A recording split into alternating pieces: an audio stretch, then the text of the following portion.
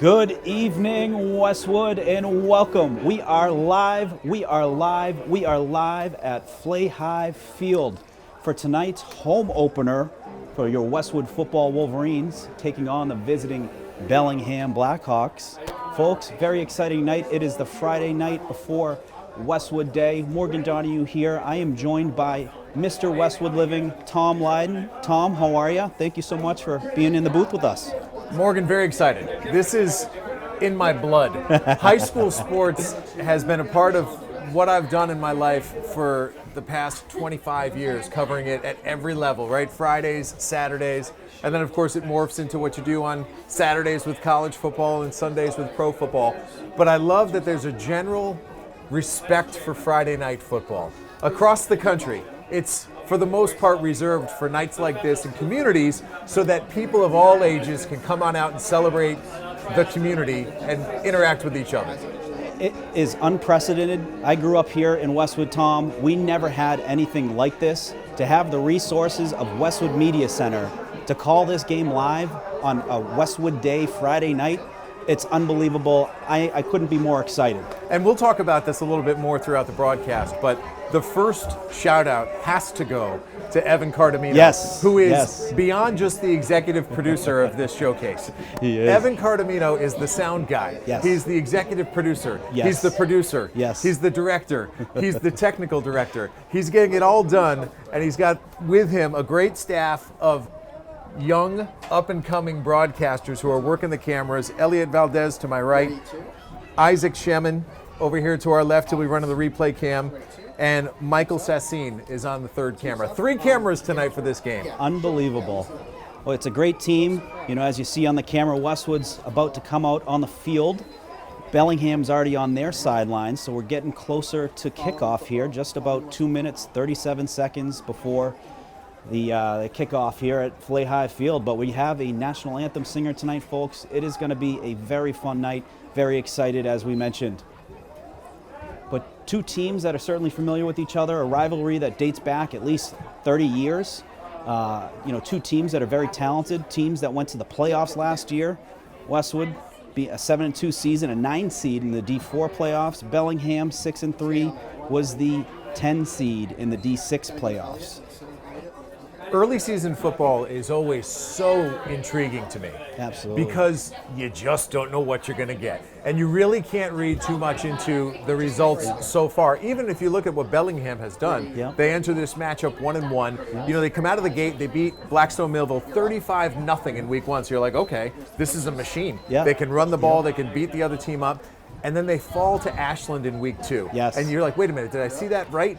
What happened? What can you tell me about the opponent in week 1? What do we know about the opponent in week 2? And so we'll see how things shape up tonight. For sure. And kudos to Coach Pindell scheduling Weymouth, a Division I team, a top 20 team in Massachusetts. Not only, even with the tough loss, is that a good competition for Westwood? It's going to make them a better team. It's going to make them understand that you have to play your best football to go out there and win games. They don't come easy, these wins. You have to go out and earn them, especially these league games, which starts tonight versus Bellingham. If you want to win the TVL, if you want to go back-to-back in the TVL for the first time in a while, it all starts tonight in a league game versus Bellingham. By all accounts, Weymouth is a fantastic team and a very large team. I don't know that Westwood's going to see a team that's that large again all season. And like most football games, you're going to win or lose based on the success that you have at the line of scrimmage. And we'll get into it more as the broadcast continues, but 9 of the 10 people who assumed starting roles on either the offensive or defensive line for Westwood this year did not play last year.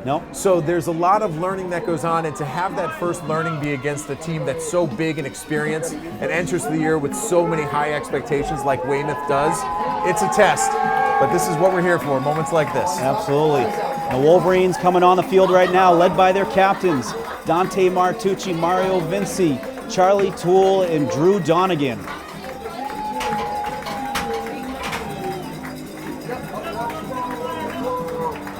Adding to the intrigue tonight, I guarantee we're going to have a little bit of a late arriving crowd because anybody who lives in town understands what tomorrow is all about. And there's the whole parking lot, which is not being used by fans tonight because it's being set up for tomorrow's festivities. So everyone's trying to figure out exactly where to park, exactly how to come into the Flaherty Field facilities. Let's turn it over to Jay Risha, who starts his 32nd year as the voice of Westwood. Behind the mic here is the PA address announcer at Flaherty Field.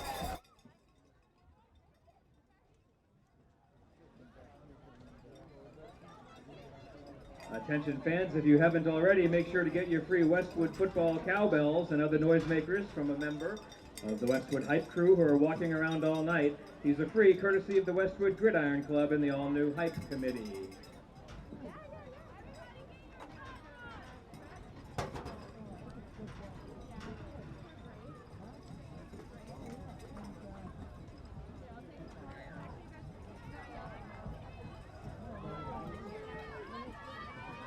Captains are meeting at midfield for the coin toss. For Bellingham, number 1, Max Gamble. Number 21, Ryan Cochran. Number 87, Wyatt Callery. For the Wolverines, number 3, Drew Donegan.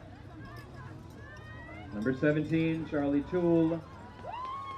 Number 21, Dante Martucci. And the number 69, Mario Vinci. Bellingham's head coach is Dan Haddad, excuse me. Westwood's head coach is Brad Pindell.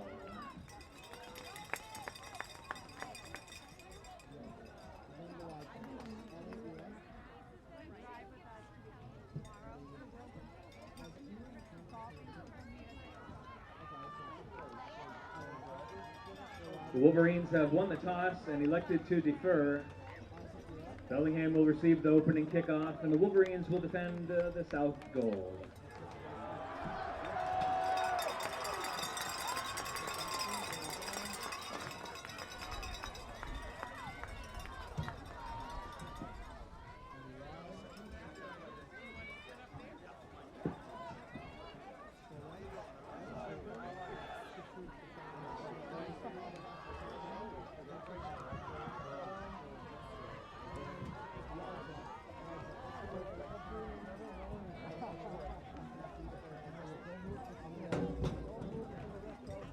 Ladies and gentlemen, boys and girls, could I have your attention, please?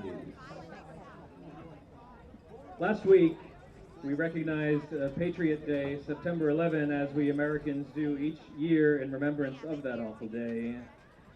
And this week, we have unfortunately lost a member of the Westwood football family.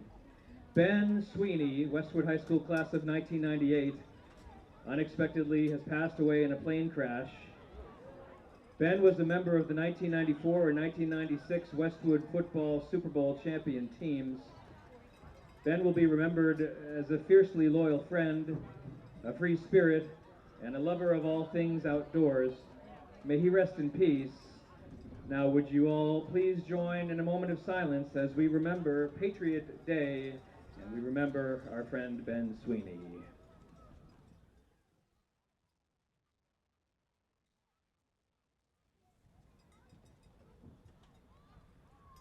Thank you. At this time, I invite all to please rise, and gentlemen, remove your caps.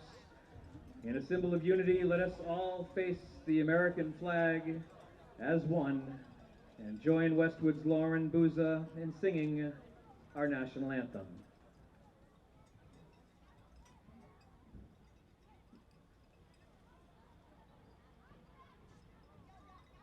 Oh, say, can you see by the dawn's early light what so proudly we hailed at the twilight's last gleaming, whose broad stripes and bright stars through the perilous fight o'er the ramparts we watched were so gallantly streaming, and the rockets that cracked, the bombs bursting in air,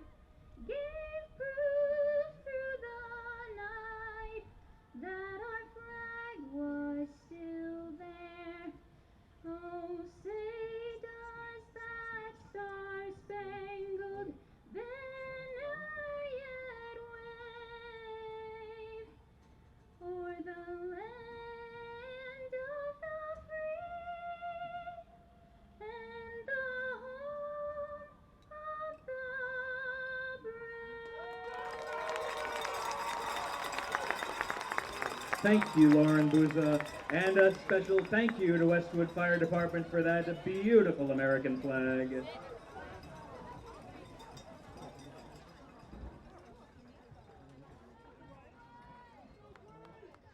Team records coming into the game. Bellingham is 1-1. Folks, that was Lauren Booza on the national anthem. Terrific job, Westwood High School student. 62 degrees. And Tom, we've known about this live game for maybe 2 weeks, a little bit longer. We've been counting down. It is officially here. We are about 35 seconds from kickoff. It is now real. I get such a kick out of our pregame preparation, of the emails that go back and forth, and the text messages that go back and forth, and it's clear that it is so much more than just our preparation. Yes. Because just watching the production of that national anthem here with Evan in front of us, man, this guy knows what he's doing. This should be a lot of fun, and it's a great learning experience too for people who want to get involved in this as they move forward in their education and their careers. And I'm just excited to be here with you tonight and with this whole crew. Ready wide on the kickoff. So Westwood's going to have the kickoff, kicking to Bellingham. Looks like Thomas Warren on the kickoff.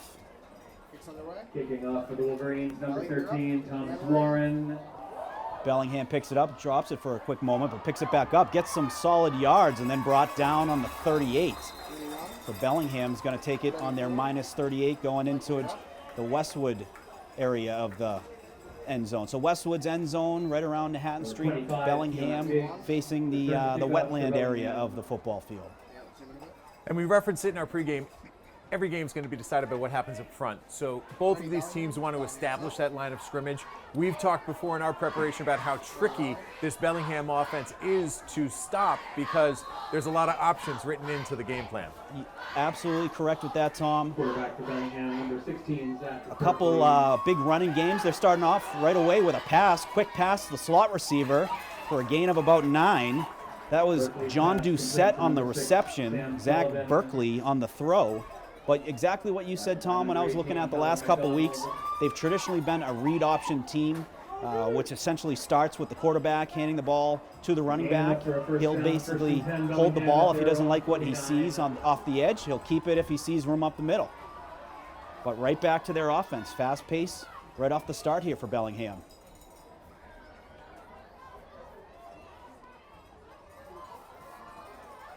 Berkeley, shotgun, he's going to hand it off, and a play in the backfield. Westwood all over that.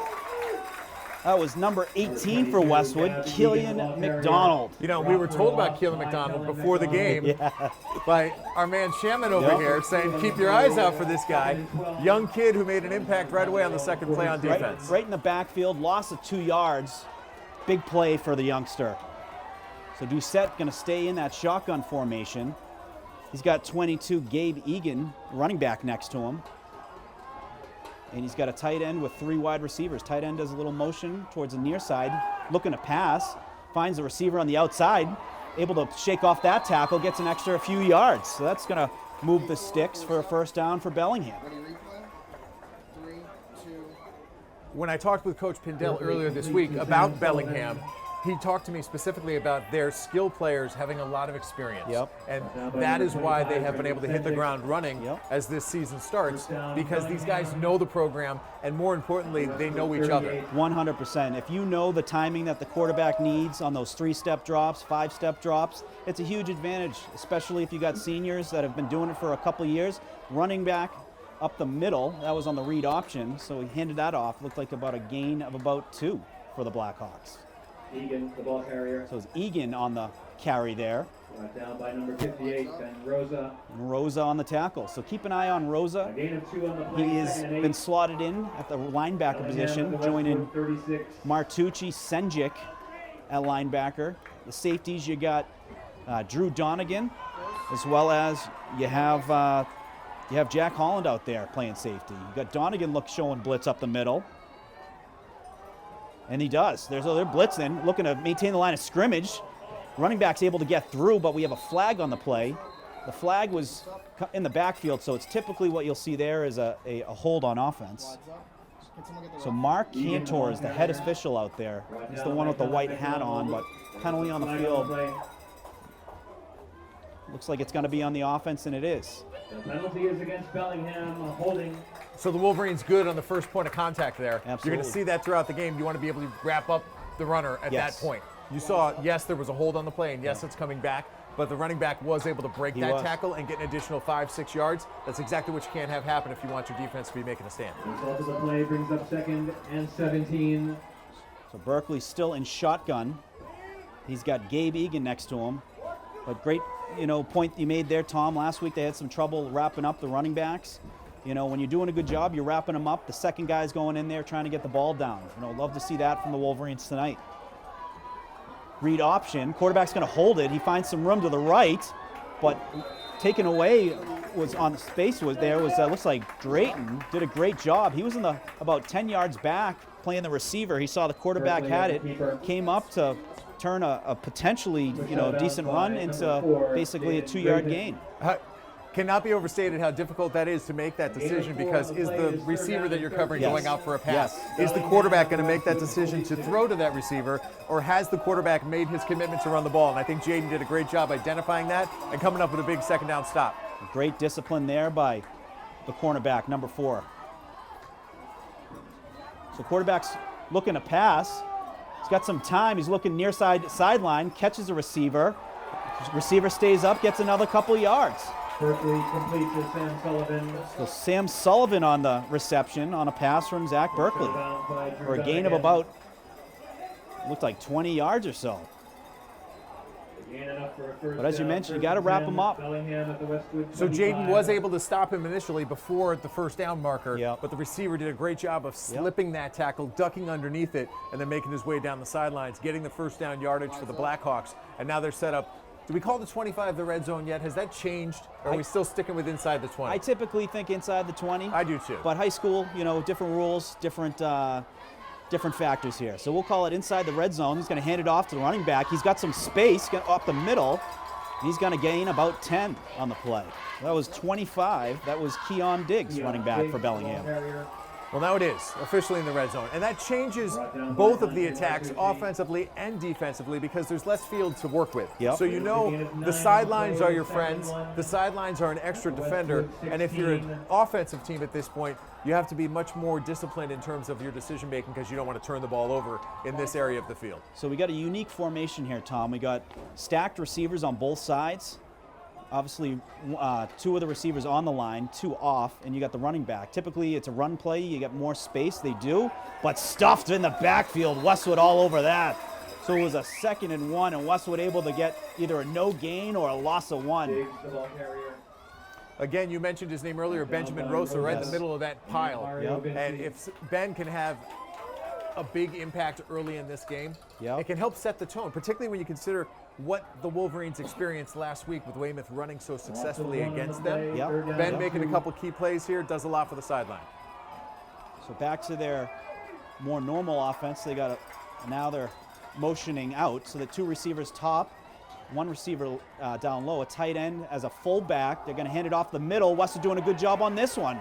Able to get no gain, put him on the ground there. So a great job. It looked like 87 on that play. Wyatt. Oh, no, excuse me. 87. That's Murphy O'Malley. Murphy O'Malley.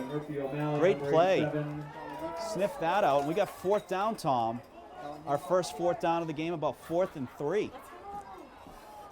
So big opportunity here for the Wolverines to stop Bellingham's attack and to get the ball in their hands to go the other way. So 4th down and about 2. Berkeley in shotgun. Hands it off to the running back, and he's stuffed! And the Wolverines stop him. Turnover on downs for your Wolverines. Short by Brendan Senjic. Brendan Senjic. And Finn Stacy also in on that play. And listen, that's a game changer right out of the chute. Now the offense has to come take the field and take advantage. If they can get Ty Pindell some time, that was one of the big issues last week. Get the quarterback the time he needs to make his decisions, make his reads, and deliver the ball. If we know one thing about Ty Pindell is that he's got a big arm. Absolutely. And he also has the smarts, and he has game plan conversations with his dad over the dinner table. He does. So he lives and breathes football. And I know he's going to be prepared for this game. It was a unique situation last week where obviously Weymouth knew Westwood was going to have to throw the ball a lot. So when you're doing that and you're a defensive team, you know you can just pin your ears back and go after the quarterback. He's got some good size, Tom. You know, when he's got that, as you mentioned, he's got that time and space. He's got some weapons he can throw to. Charlie Toole, he's got Warren as well, and then he's got running backs like this. Martucci downhill for a gain of about 4 there. Martucci playing both sides of the ball, starting at linebacker and running back, old school type player. You know, he's a fun player to watch. If you saw the Thanksgiving game from this last year, Tom, 200 yards, 4 touchdown runs for them. That was the last time he was on this field, and I like to call him, reminds me of Mike Allstott. Yes. Right? Yep. John Ritchie, if you remember him, right? Those kinds of running backs who can dish out the punishment as they carry the pigskin. That's why I love watching them play. Looks like we got a false start on the play. It's going to bring the ball back 5 yards. So 6:15 on the clock. We'll keep you updated on that throughout the night because we don't have a camera specifically focused on the game clock. So we'll periodically let you know exactly how much time is on the clock. So as of right now, 6:15 and running in the first quarter. So with that penalty, it's going to bring 2nd and 10. Wolverines got 3 receivers, tight end, and Martucci at running back. Ty Pindell under in shotgun formation. Fakes the handoff on a bootleg, and he catches Toole. Toole's got it. He's got space, and he's going to take it. Charlie Toole putting the Wolverines on the board. Charlie Toole into the end zone.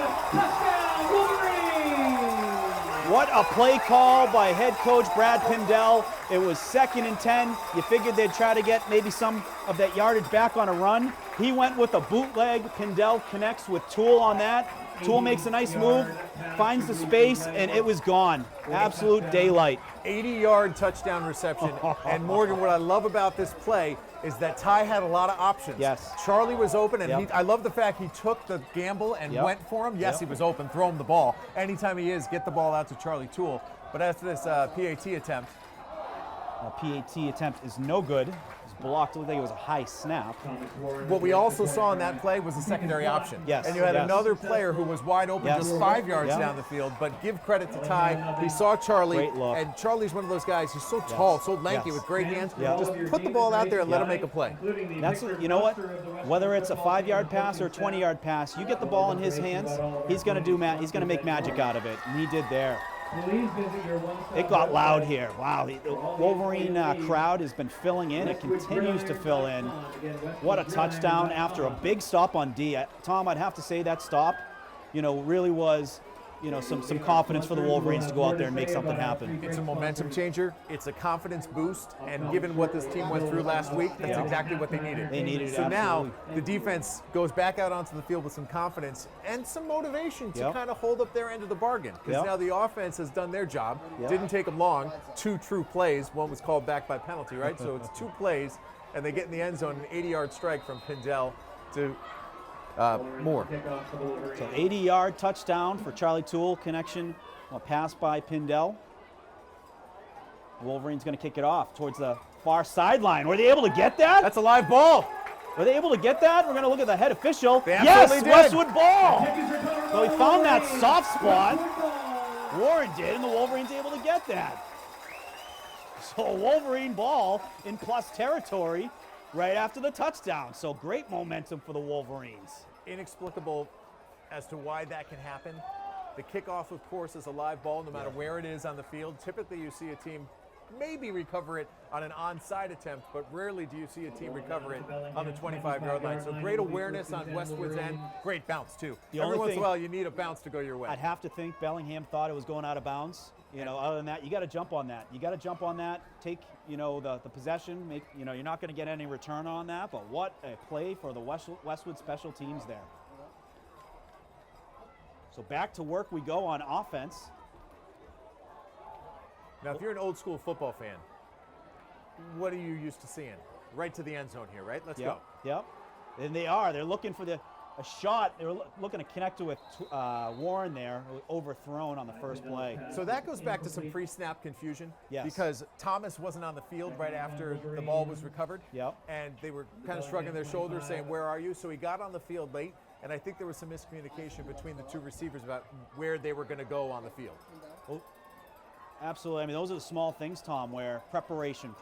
These are the things that go into the weekly preparation, even on Fridays, which are the walkthrough practices of making sure which packages, when you're going out there, where you are, where you're standing, all of that. So a little confusion there. West is looking to clean that up. They're going to have the spread offense. They got Martucci just off to the right. They're going to move him now off to the left. So Pindell in shotgun formation.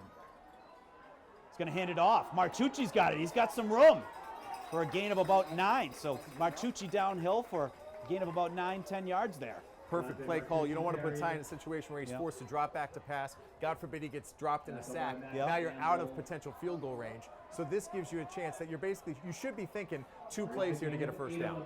Absolutely. And when you got the spread out there, you're forcing outside linebackers to have to cover receivers. It allows some better matchups for your running back. Martucci getting again downhill. He's still going for another 7 yards.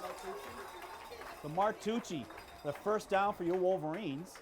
It looks like it's going to bring it down to right around the 6-yard line. And that's a good job of the offensive line, the right side. 2 plays in a row, opening up a hole that a Mack truck could drive through. So Dante Martucci doesn't need a lot of room, but when you give him that much room, he's going to capitalize. Absolutely. Running behind brother, Gianni Martucci, the center, and also Kevin Klima.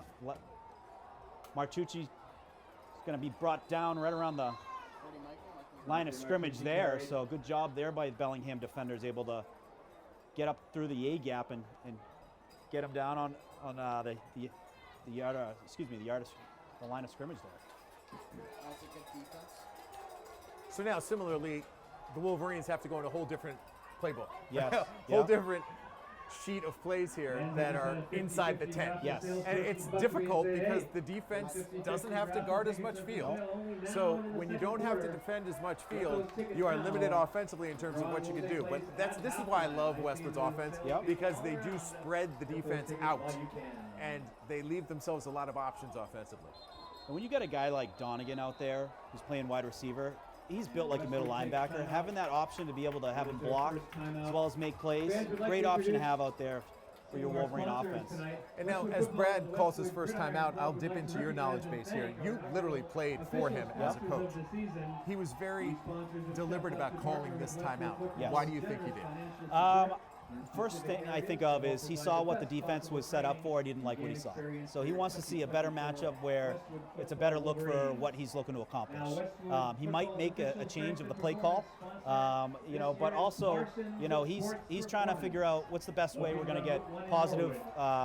If we're not going to get a touchdown here, how are we going to get some positive yards? So I'd imagine he looked out there. He probably saw man coverage where he was hoping to see some zone, make some adjustments where now you might see a guy go in motion to see if they can, create some better matchups for them on offense. I always find it interesting in this type of situation. Does the coach just try to power it in, or does he try to get a little bit cute and show you that, hey, we got all kinds of tricks up our sleeve? It's a great question. I would have to say when you got senior leadership at skill positions like Warren, and you got Toole, I'm looking at them here. I wouldn't be surprised if you see a little fade pass in the back of the end zone on the near side here. Oh, it's a run up the middle, so Martucci's got it. For a gain of about, it looked like a gain of about 4, going to bring it down to about the 2. So they go power game. Yeah. So again, 2 plays to score. Yes. 2 plays to get 2 yards. Such an advantage to have when you have these skilled guys who can catch and make plays like Toole did earlier, but you have a running back who runs downhill, loves the contact, loves the physicality. How do you defend both of them? 2-yard line. Hey, it's been a few years in a row that Westwood's had very tall, sure-handed receivers. Jack out on Crowley the edge. last year. You go back to Jack McDaniels a couple of years ago, they're all sort of cut from the same cloth physically. So 3rd down and 2. Martucci's going to take it up the middle. He's tackled by Bellingham defender there. There was number 54, Marcus Whitaker-Spraw on the tackle. It's going to be a 4th down and about 3. And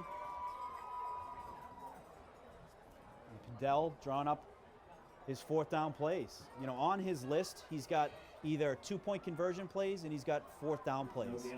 You know, so a lot of them are different based on the scenarios. If it's 1 yard, sometimes more of those are the power stuff. When it's more than that, you know, it's going to be things like, you know, maybe a bootleg, maybe a fullback dive. You know, we'll see what he has, but he's taken one receiver out. He's got, looks like 2 tight end formation. Martucci off to the right. Ball gets loose for a minute. Pindell gets it. He's heading left. He's looking to get in the end zone. Takes a hit, does he? Ty Pindell on the keeper. There is a flag on the Near play. side ref. There's no indication yet. There's a lot going on there. We have a flag in the backfield. We have a fumble by the quarterback of the 1 yard line that might have gone into the end zone, possibly recovered by his teammate and not him. Yes. So there's a lot of rules that come into play here, and it might take some explanation. Typically, and it looks like we also might have a player down. Yeah, typically if you fumble the end zone, you have to be the one that jumps on top of that. But you're right, I think I saw the flag in that location where the flag came from would indicate it might be a hold on offense. So we'll see what we get here from the officials on the field.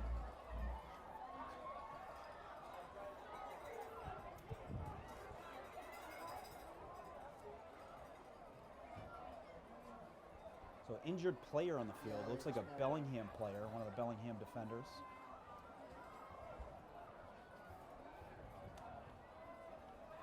But since the Toole touchdown pass, we've seen run. You know, we've seen Martucci runs where he's been getting good gains, 5-yard gains, 6-yard gain, 9-yard gains. So he's been able to move that ball from right around just outside the 30 all the way down to the 2-yard line. And if you can establish that while you're playing from ahead and eat up some clock along the way while you're moving the ball down the field and hopefully putting points on the board. Yeah. Right now we're looking at 2 minutes and 20 seconds left in the first quarter. Yep. But obviously the most important thing is the health of that kid who's lying down on the ground right now. And I appreciate the respect that everybody in the stands is showing for him by being relatively quiet. You see the kids over on the Bellingham sideline all on a knee. I like how the coach gets the players for the most part away from the injured player. You don't want them to be in the business of what the training staff is doing, and you want the training staff to do what they're trained to do. And I know that both schools have fantastic training staffs. I know you've spoken extensively about the impact Paul Lilla has on the Westwood High School athletic program, and he's been doing it for 24 years. And that's, for the most part, across the board with a lot of these schools in the Tri-Valley League. Oh, so it's a Westwood player. So it looked like a Westwood player was injured on that play. I think it might have been Jack Holland. You actually had kids from both teams that were down. Oh no, so it was, it looked like it was Thomas, it was Ty Pindell. So Ty Pindell injured on the play. So quarterback Ty Pindell injured on the contact. It was a pretty brutal hit on the goal line. We still haven't gotten an indication if he crossed. I'd imagine not if we haven't seen anything. But we're gonna find out what this penalty was. There's nothing that replicates the reality of game day speed and game day contact. And for many of these kids, they're experiencing it at this level for the first time.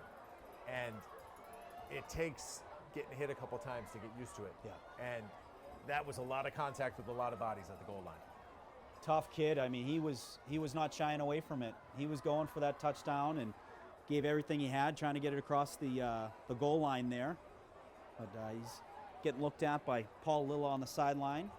So it looks like it was a hold call. It brings the ball back to the 12-yard line. The penalty was against Westwood, a holding penalty. So Westwood's actually on defense now. So Bellingham is going to... Nope, they're going to run it again. They're going to run it again, yeah. Okay, so it's going to be fourth down on the 12. Fourth down and goal, Wolverines. So see if Westwood able to get an opportunity here.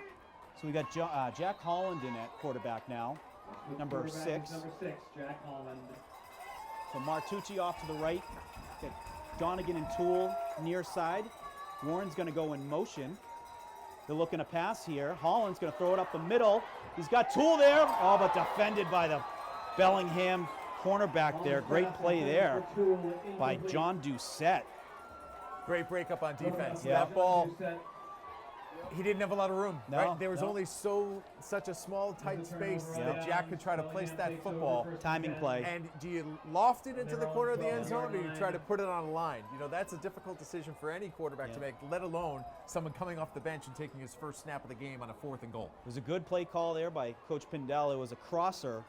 It looked like Toole had, some room there and some daylight, but the defender able to get back in that play and make a nice play there to get turnover on downs, and Bellingham's going to have the ball going the other way. So they're going to have the ball on their 12.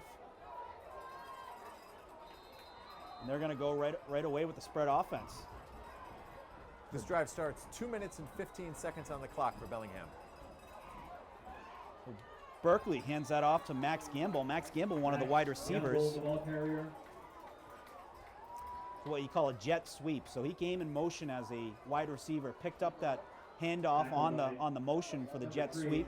Wolverines did a good job of keeping them at bay. So a gain of about 6. Typically those are larger gains. If you can get out to the outside, but Wolverines able to get contained there and keep them to only 6. You look at the stat sheet for the first 2 games, Max Gamble jumps off of it. Yes. So they look to get him the ball as much as possible in open space. So I'm not surprised they try to get him the ball and give him a chance to do something with it. There's going to be a pass play here. Looking outside. Catch was made. Looks like just outside the marker for a first down. So Berkeley complete to John Doucette. So Doucette on the reception, Berkeley on the pass. And that was a good point you make, Tom, is Max Gamble in the run game.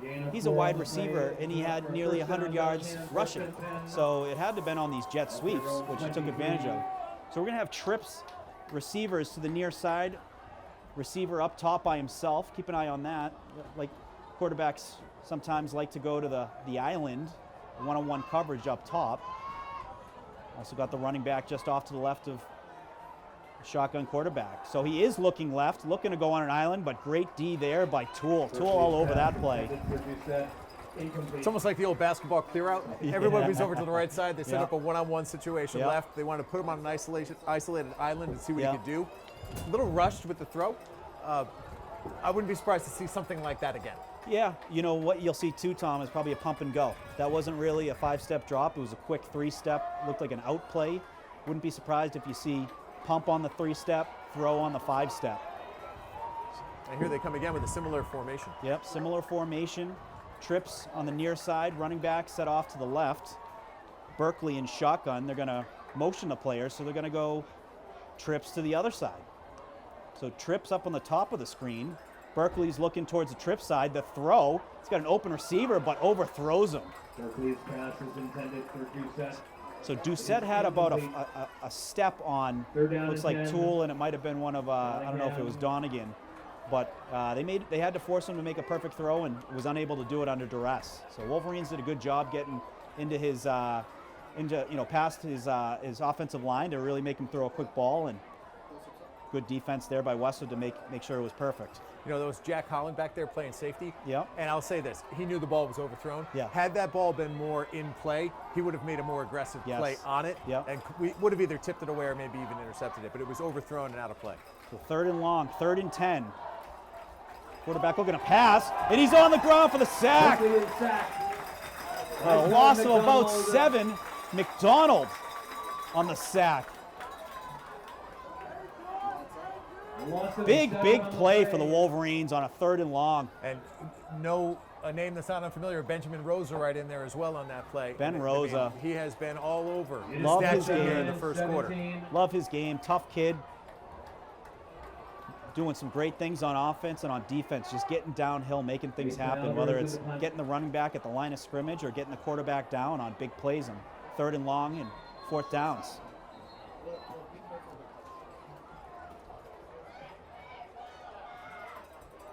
So the Wolverine defense, Tom, bend, don't break. Westwood fans, we'd like you to meet They're getting it done when it matters the most.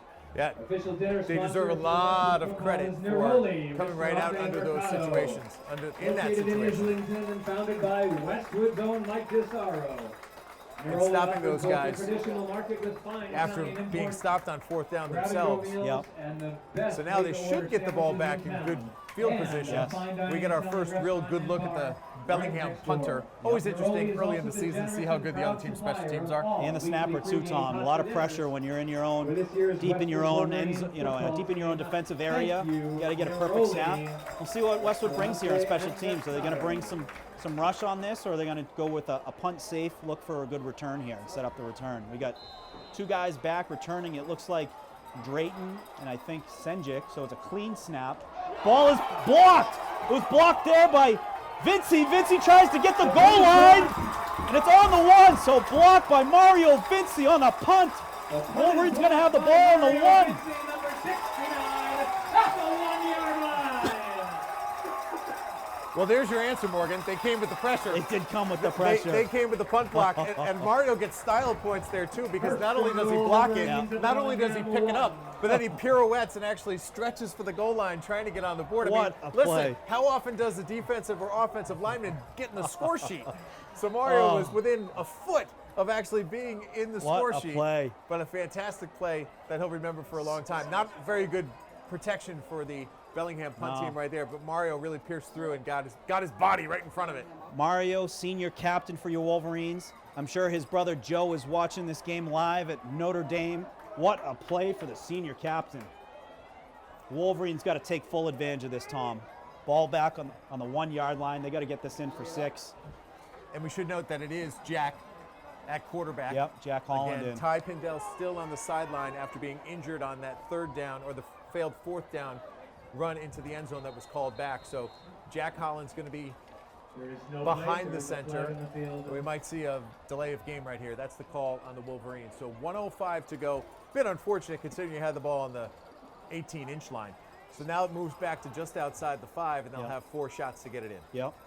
What do you go play call here, Tom? I like putting my quarterback in motion. Yep, I do too. I like getting him out to the side. You saw that's how they scored the touchdown. They put Ty on a roll and then got the ball out to one of their playmakers, Charlie Toole. So I'd like to see something like that early here. The only challenge with doing that is that now you've limited it to a very small segment of the field. At least when you do drop back straight, you can go left, you can go right. Once you roll, you're not throwing it back across the field. You also confuse the linebackers a little bit. Do they say, do I go to you to tackle, or am I back here in a pass play? So Wolverines going in motion. They're going to hand it off. Looks like to Toole. Toole looking to get outside the corner, but good job by Bellingham, able to get him right around the 10-yard line. We'll check that. That's Thomas Warren. Oh, that was Thomas Warren. No, you're right. I stand corrected. Toole. It's tough. These guys, we got a lot of numbers that are very similar. You got 13 that looks like 17. You got 8 that looks like 6. Sorry about that, Charlie. You looked like 13 coming around the edge there. You'll get more familiar to exactly what their body types are like throughout the season. Well, they look similar. They look very similar. really They're both do. tall kids. They're both very athletic. But that's lesson number 1, that I should trust somebody's eyes who's your age versus somebody's eyes who's my age. I'll just let you roll with it. I look at the 7 as a half T, so that's how I do it. You got Toole on the far side. You got Warren down low. They're going to go outside. Holland looking for a receiver. Looks like its pass is incomplete. Yeah, so you're looking for the corner of the right side of the end zone for a quick, kind of like a half bootleg. Not much room there. There's a tight window. He's looking to fit it in there, and pass got away for an incomplete pass. You know exactly what we're talking about. You could see as that play developed that the target zone just shrunk. Yes. And you saw a lot of traffic in very little space. Yes. And that's the risk you run at this part of the field when you do put the quarterback in motion. But you know, you think about how the Kansas City Chiefs won the Super Bowl last year. It was on a play pretty similar to that. So you can absolutely be effective putting the quarterback in motion. The shotgun. Holland's got it. He's got some room up the middle. He's looking to run. He's going to get it in for 6. He's into the end zone. Touchdown, Wolverines. So Jack Holland on the shotgun saw space, took space, and he has reservations for 6. And that puts the Wolverines up 12-0 for now. Do we see them go for 2 here to get a clean 14-0, or do they just go for the 1? I think they've made the decision to go for 2, and I think as we wait for them to make this play call and snap the ball, let's talk about Jack Holland's decision making there, because it was decisive. He saw the space and he took it, and he waltzed into the end zone. So pretty easy decision for him to make, but give him a lot of credit. Listen, first full drive of the season, he comes out here and he executes. So Wolverines going for 2. He's looking outside right again. He finds Martucci for the conversion. Holland complete to Dante Martucci in the end zone. So the Wolverines able to make up for the missed extra point. They get 2 points there to go up 14-0 with just 2 seconds left here in the first quarter. Similar play to what we saw on the play before the touchdown. Yeah. It might have even been the same play call. This one was slid in very nicely to Martucci, Yeah. who knew exactly where he was on the field and got himself in there for the 2-point conversion. Good play call. I want to go back to the touchdown, Tom. So when he went back and took that shotgun, he knew the defense. So he was smart enough to know, all right, it's man up. You know, you got guys, helmets on helmets. When he saw that the receivers were going and doing their routes and saw that linebackers were going out there, it opened up that middle of the field. He liked his matchup against the middle linebacker going into the end zone and went downhill and brought it into the end zone for a touchdown. So what a great touchdown run there by Jack Holland, a kid who has been a terrific athlete, hockey player. He was the TVL Large Goalie of the Year last year, Tom, which comes from a great family as well. His sister Anya Holland was the goalie for the girls lacrosse state championship a couple years back. She's playing at Fairfield University. What a great athletic family, and what a great moment here for the Holland family on that touchdown play. This town is blessed to have your encyclopedic knowledge. Let me just say that because you know all the ins and outs, who plays what sport, what position they played, how successful they were when they played on that team, how successful the team was in that given season when that kid played that position for that team. I mean, it's a gift. I don't know how you do it, but I admire it, and I know there's a lot of people around this town who are very appreciative that you can do that off the cuff. You don't even have notes. People don't even realize he doesn't have notes. He just has this in his head. I have my father's Irish Alzheimer's, Tom, where I remember everything that is pointless, and I forget the things that are important. 2.9 seconds on the clock. That's important. We're winding down the first quarter right here. We had an injured player for the Blackhawks. He has been escorted off the field. He walked off on his own power, so that's encouraging. But the Wolverines will be kicking off here. 2.9 seconds to go in the first quarter.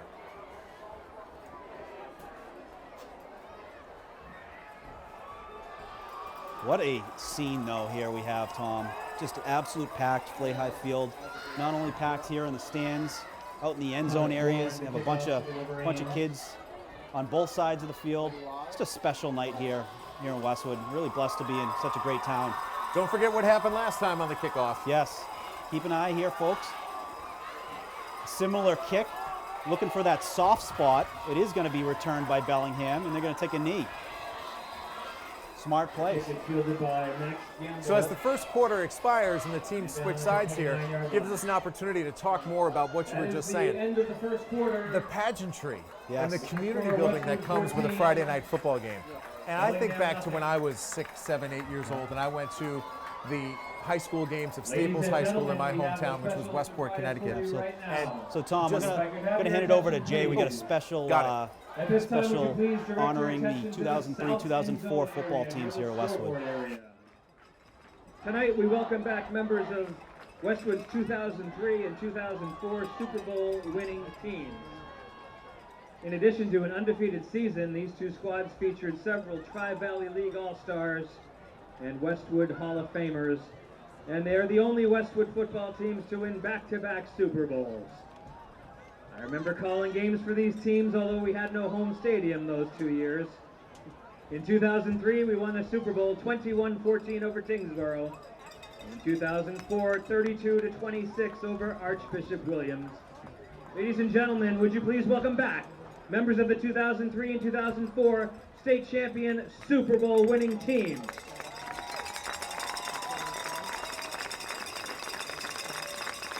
Very quickly in attendance tonight, 2003 captain Dave Bernard, 2003 captain Russ Keene. We have Bobby Mullen. 2004 captains Joe Mascia, Ryan Murphy, and Morgan Donahue, who's stuck up here. We have Westwood Hall of Famers Chris Laham, Jeff White, and Joe Fabiano.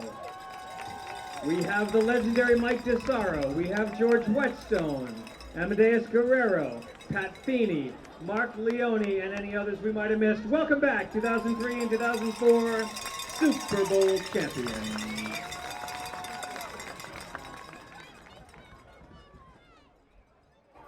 That is fantastic.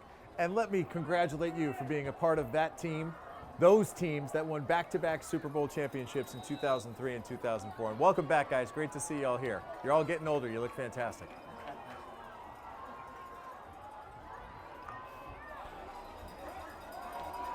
So Bellingham right off to picking up where they left off, so with the running play right up the middle for a gain of 4. But thank you, Tom. What a special moment to get those 2003, 2004 teams back here. They're some of the best memories of my life with some of my best friends growing up here in Westwood. And as I mentioned, and Evan and I on our podcast, when we sit down with a lot of these players, a lot of your teammates are going to be in your wedding someday. Oh, wow. And when you have these memories, championship, TVL championship memories together, it keeps you close. It keeps you close for a long time.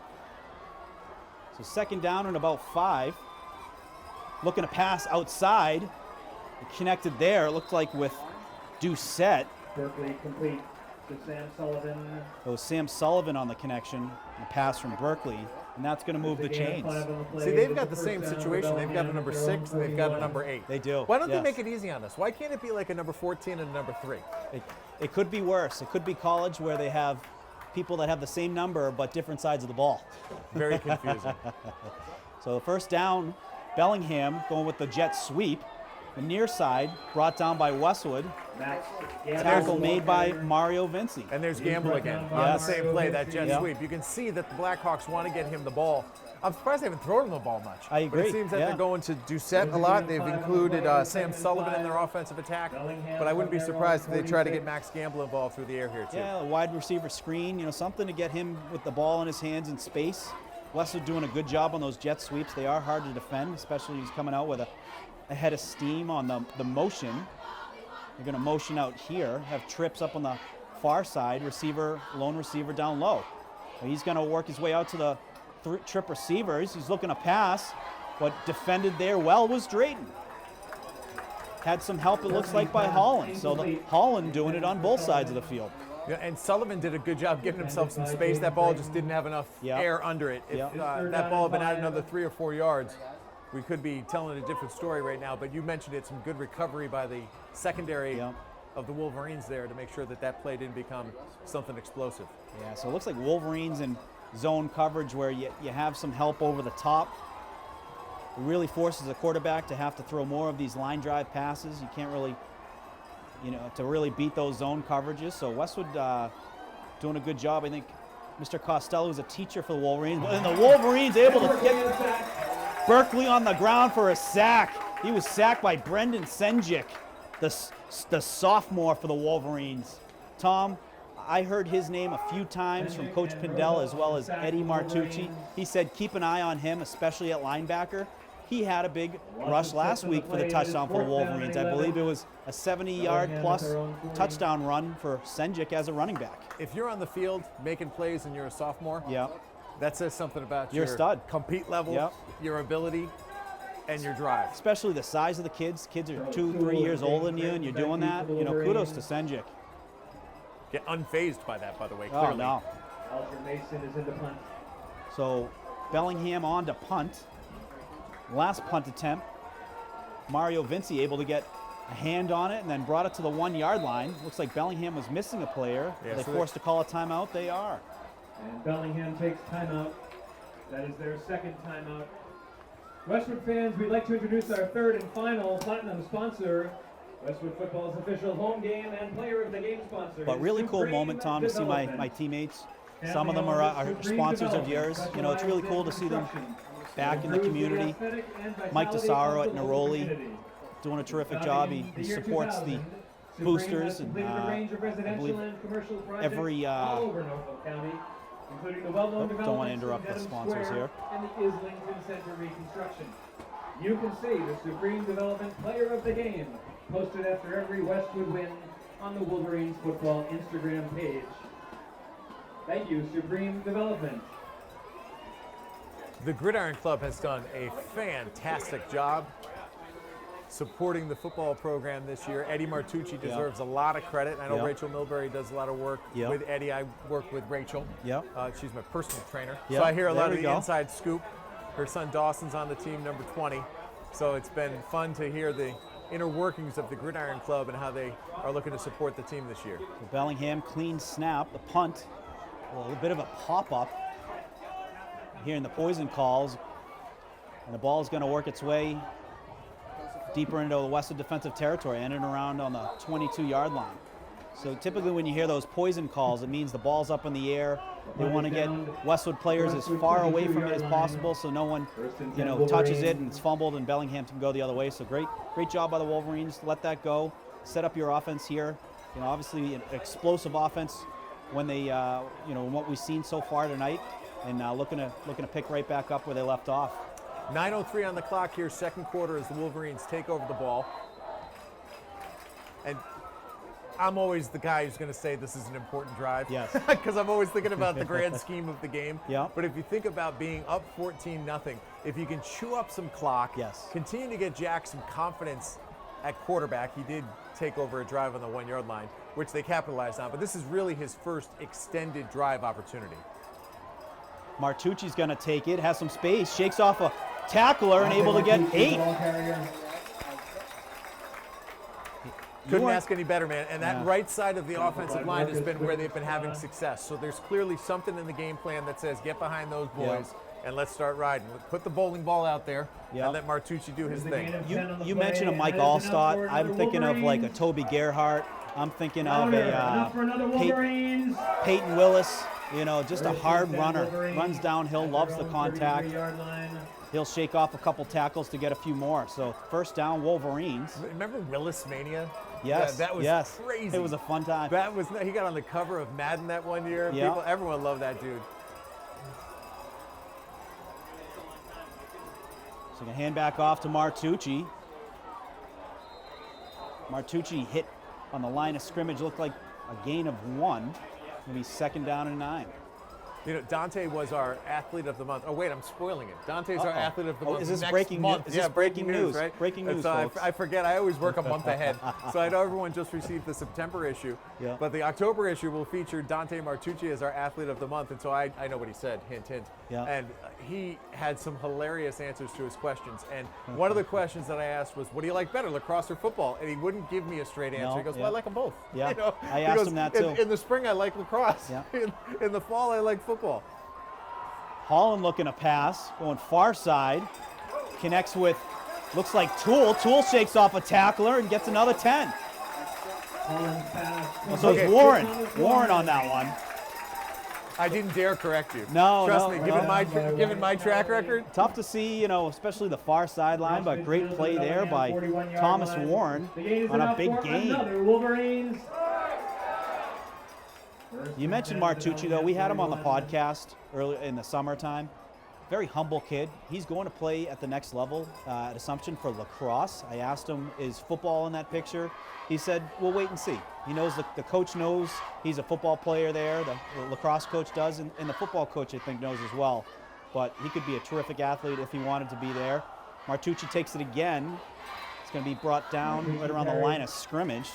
Tackle made by Hunter Knox. And I think what any football player will tell you about football is that the reason it will always likely win out at the end in terms of a true love is the contact. Yeah. Right? The ability just to put body on body. Now, I know that boys lacrosse has more contact than girls lacrosse does, and it has become much more of a contact sport over the years, but there's nothing like helmet on helmet in football. It's to win with your friends and a very physically demanding sport. There really is no equivalent to it. Holland gets it. He's looking to pass. He's looking on the near sideline. He's got Drayton, just overthrows him there. Looked like a little confusion on the snap, but was able to correct it.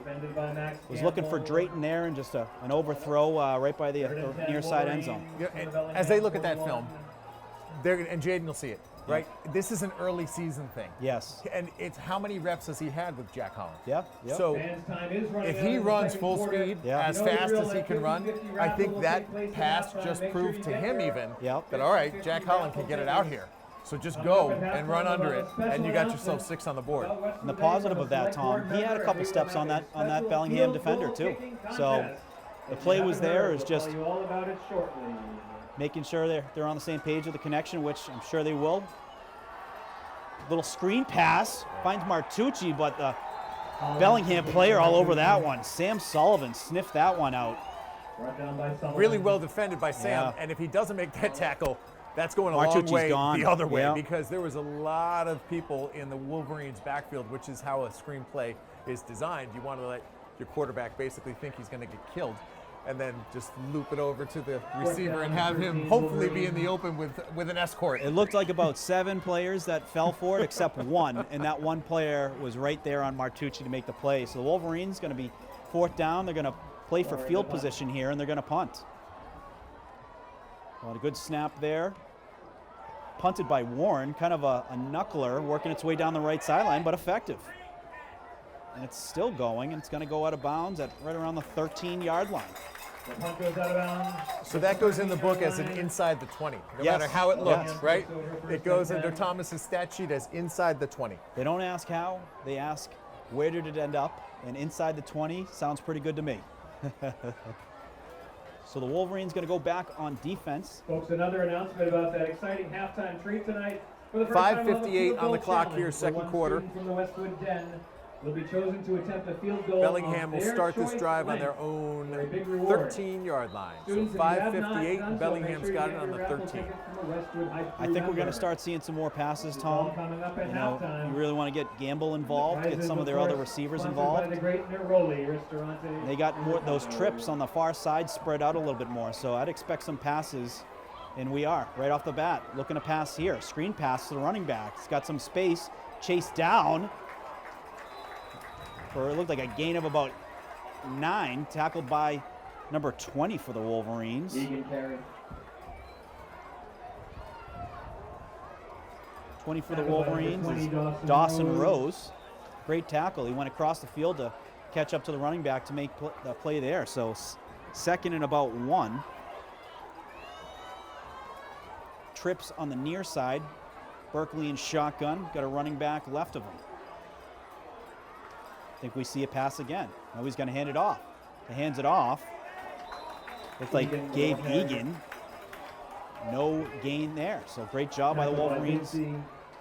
Defense there. Vinci And able to get in on McDonald. that, make a play for it looks like a loss of 1. Loss So of third, one on the play. third Third down and about 2. and about 2 for the Wolverines.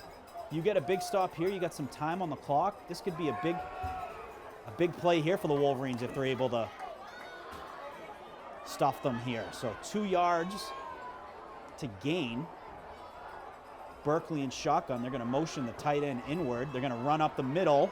Stuffed again. So it looks like Vinci on that with a couple other players. So Yeah, they're going to be short, and they're going to have to punt. There's no way Bellingham goes for it here, even though it's 4th and Brought 1. down by Big Mario play. Vinci and Dawson Rose. big play. Dawson Rose, Vinci. It takes a gang sometimes. You got to get the first guy on there, second guy to help out. Even better if that second guy can knock the ball out for On the play a is turnover. 4th down and 1. But big play. Do they go for it? I mean, they don't have the punt team out there yet. We'll see. I mean, we watch a lot of football, and in these types of situations, they may try a hard count. They may try to Yeah. get a cheap and easy first down. Got to be disciplined here on defense. they're- Make sure you don't jump. Everything's showing that they're going for it here. So they are. Handoff right up the middle. He was stuffed for a second, but he's going to get the first down. Really good job by Egan there. Yeah. He knew that he had to get Yeah. past that first down marker. He did feel that first contact. Yeah. He shook it off, got himself into the secondary for the Egan, the Blackhawks ball first carrier. down. Good play. I mean, that's a momentum builder for Bellingham. It is a first down for Heels on a Bellingham. cliff on that play and able to get the conversion. Clock under First and 4 10 minutes from now. their We're at 31-yard line. 3:40 remaining here in the second quarter. So Bellingham's going to have the ball right around the 30-yard line. First down and 10. Berkeley in shotgun as he has been all game. In motion, he's looking to pass. Dodges a D tackle, but able to get him down for the sack. Berkeley is Was that sacked Rose? by Mario Vinci. Oh, it was Vinci No, on the sack. How about the game Mario Vinci's having? He is having a game. And like you said, I hope his brother Joe's watching at South I'd Bend. imagine so. A loss of Proud eight on of the play, then younger second brother. down and 18. And what a big Bellingham play. from their own 23. What a big play. Mario Vinci, all world tonight for your Wolverines. And it's going to be second and about 20 now for Bellingham. They got the spread offense. 3 receivers down low, 1 receiver up top. They're going to move the running back off to the right. Nope, back to the left. Berkeley in shotgun. He's looking to pass. It's a screen, but it's snipped. Yep, great play there on 18 for the Wolverines. We said his name a couple times, Keelan McDonald. Incomplete. Keelan, a sophomore for the Wolverines, getting it done out there. 3rd down and 18. Sophomores are having an impact here, folks. Doing a terrific job. McDonald, Senjik. Bodes well for the future. Yep. When you hear sophomores' names being called. When they're getting reps, by the time of their junior year, they have confidence. It's a huge building block for the future of your program. So Berkeley's going to have it again. Shotgun, looking to pass. He's got some space. He's going to tuck it and run. Tackled by Martucci. So Martucci with a nice open field tackle to limit Berkeley to about 4 yards. It's going to bring 4th down. Smart play here by Brad. He calls timeout with 2:18 on the clock. Yep. Try to preserve as much of that clock as possible. And should we set the stage right now here? I think we welcome should. our special guest into the booth. We are really pleased to be joined by one of your teammates from the 03 and 04 teams. Mike Tesaro, the owner of Neroli Ristorante and Mercato, has joined us. Thanks, guys. I appreciate it. Welcome to the booth. We've had some fun. We enjoyed seeing you and your teammates down in the corner of the end zone there. How was that? I think some of my friends have been more excited about this than they are about their firstborn child. I got to be honest with you. I heard that was everyone at Fabiano's before the game. Well, talk us through. This is his real Super Bowl. Yeah. He's been excited. We had a couple drinks, some pizza. He's been more excited about this than his firstborn child. I'm being serious. But it's so cool. I felt bad for Morgan that he was stuck up here in the booth. If I had known, I would have covered for you for a couple of minutes. We were looking for him. We were like, where is Morgan? Well, he is the voice of Westwood, so you had to know he was up here in the booth. But, I mean, what is it like to be back on a Friday night, see the stands as full as they are tonight, see the Wolverines jump out to a 14-0 lead? What emotions go through you? It's a different emotion, right? We had to play at Severian. Yeah. So we didn't really get this home field advantage as much as we are seeing tonight. I mean, this end zone right now is absolutely packed with kids having the best night of their life. I mean, it's just these guys. I mean, some of my teammates, some of the Hall of Famers over there are more excited than they've ever been in their life. Yeah. Well, it's cool. I would imagine that this is a bit of a reunion night. I don't know how many guys are going to hang around for the entire weekend, but it's such a cool weekend in town. You know, you've become such a part of the fabric of your community, kind of coming back after so many years. Touch on that a little bit about what it's been like for you after being away from the community for so long to come back and be a part of it as the owner of Neroli, which has been so successful. I mean, it's a dream, right? You leave, you go to the city. I do the things I have to do, learn hospitality for 15 years, and then bring it back to Westwood. I mean, this is amazing, right? All the families that I get to say hi to that come here, that are often in the restaurant and go to the market.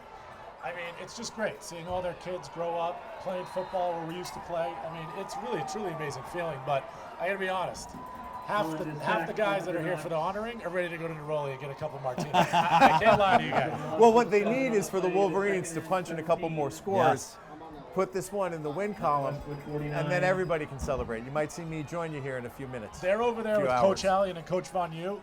Oh, they made the trip. They are having the best time of their life over there. Morgan, we missed you. I'm coming You should've down. been there. I'm coming down to say hi to Coach. Yeah, both of them are down there. When they walked up when we were taking a photo, there were some excited guys down there. I'm going to give them both a hug. Donegan gets it on a connection.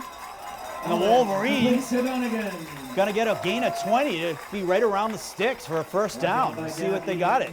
So, Mike, Jack Holland has come in unexpectedly at quarterback, taking over for Ty Pindell when Ty was injured. Bring us back to your high school days and that whole essence of next man up, and when one of your teammates does go down, how important it is to be prepared to step in and deliver, because clearly Jack's done that so far.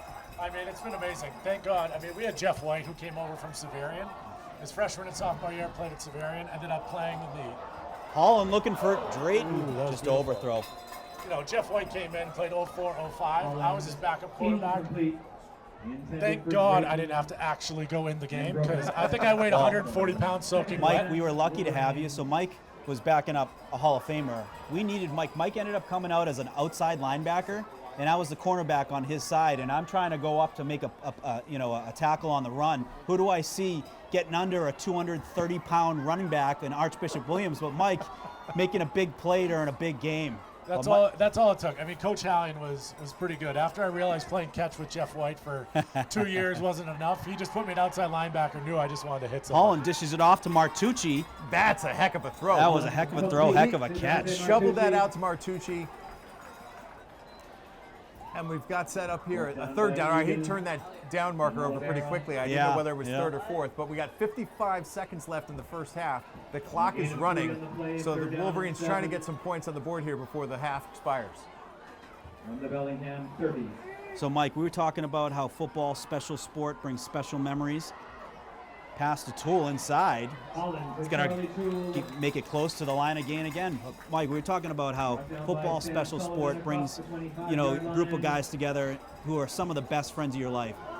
When you got married, how many of your teammates were in your wedding?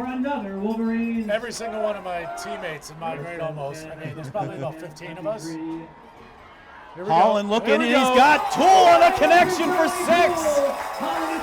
with 16 seconds left. What a touchdown, what a throw. He was wide open. Oh, there's a flag on the play. Let's see where it is. The flag is kind of in the middle area. He's talking to Coach Pindell. Personal foul, chop block, I think, on the offensive lineman. Yeah. Westwood, there is an illegal chop block. I think that's something Feeney would have done too. He's down there. He's got a suit on. He's looking good. Is he down there? And we got Cooney down there as well. Joe Mosher, Cooney down there. I love to see the boys. All three of those guys would have done that same exact thing for Whitey if they had to. It was never really illegal. We do it during practice. I hadn't thought about this before. I know both of you separately, and I know that you're both teammates. It's the first time I've been in your presence together. But let me tell the story after this play, because it's a pretty key play. First down, backed up significantly after that call. Yep, first down on the 39. Holland's in shotgun. 16 seconds left here in the half. Wolverine's going to look for the end zone. Holland's going to take the snap. He's got a rusher chasing him down, able to hold on to it and get out of bounds. So smart play, able to give himself another opportunity at a potential throw for the end zone. So back in 03 and 04, to put it in perspective for you, I had just started my first broadcasting job in Allentown, Pennsylvania, and we were the kings of high school sports coverage. Yes. So the equivalent of what you were doing, I was covering. And I loved it. Every single Friday night, we did an hour-long high school football highlight show. And your team would have been on. Yes. If you're winning state championships, you would have been on. It was great to watch. I did a lot of the watching, but I supported my friends. And my best friends today, to get back to what Morgan said. Yeah. I mean, those are some of my best friends, and honestly, watching them was the best thing I've ever done. 9.5 seconds left here in the second quarter. Holland looking for the end zone. He's going to overthrow Toole. That was Warren up top. Intended for Warren, incomplete. So one more shot, 14-0 Wolverines, 4.4 on the clock. Pretty impressive what we've seen here in the first half. It was. We've seen some explosive offense for the Wolverines. Big touchdown run reception by Toole. We saw Holland on the QB keeper for the touchdown. We've seen some great defense, Tom. Big opportune plays on third downs, fourth downs, a big block by Mario Vinci. Mario Vinci has been all world tonight. Well, we have Mike here. Let me ask you and get your thoughts on your engagement with this program and your sponsorship of the Gridiron Club and the fact that you are welcoming the entire program into your restaurant for pasta dinners and stepping up in a big way. Why is that so important to you? Well, honestly, it just brings it all full circle, right? This is a place that I want to be a part of the community. Whether it's the market during the lunch hour, lunch rush, or dinner, just bringing the families together. But I remember Morgan and I, listen, we did not have what I'm offering now for the team dinners. We had literally, I think my mother or some mothers were literally making pasta dinners, doing everything they could to just get us a couple meatballs and a little pasta to go full circle and bring it back and get the team dinners done. I mean, I dropped off the first one. We dropped off way too much. But I wanted to make sure they're fueled up and ready to go. And honestly, the families have been amazing. And it's such a great part of the community. It's a great part for me to be a part of the community for that. 4.5 seconds left. One more toss to the end zone here. What better way to go to the locker room than catching a Hail Mary? Love to see it, especially on Westwood night, the Friday night before Westwood Day. That would be fireworks before the fireworks. Pollen's got some time. He is going to throw it, looking for receiver and unable to connect there. So with that incomplete pass, that is going to expire the first half. And after one half of football, Westwood 14, Bellingham 0. Westwood 14.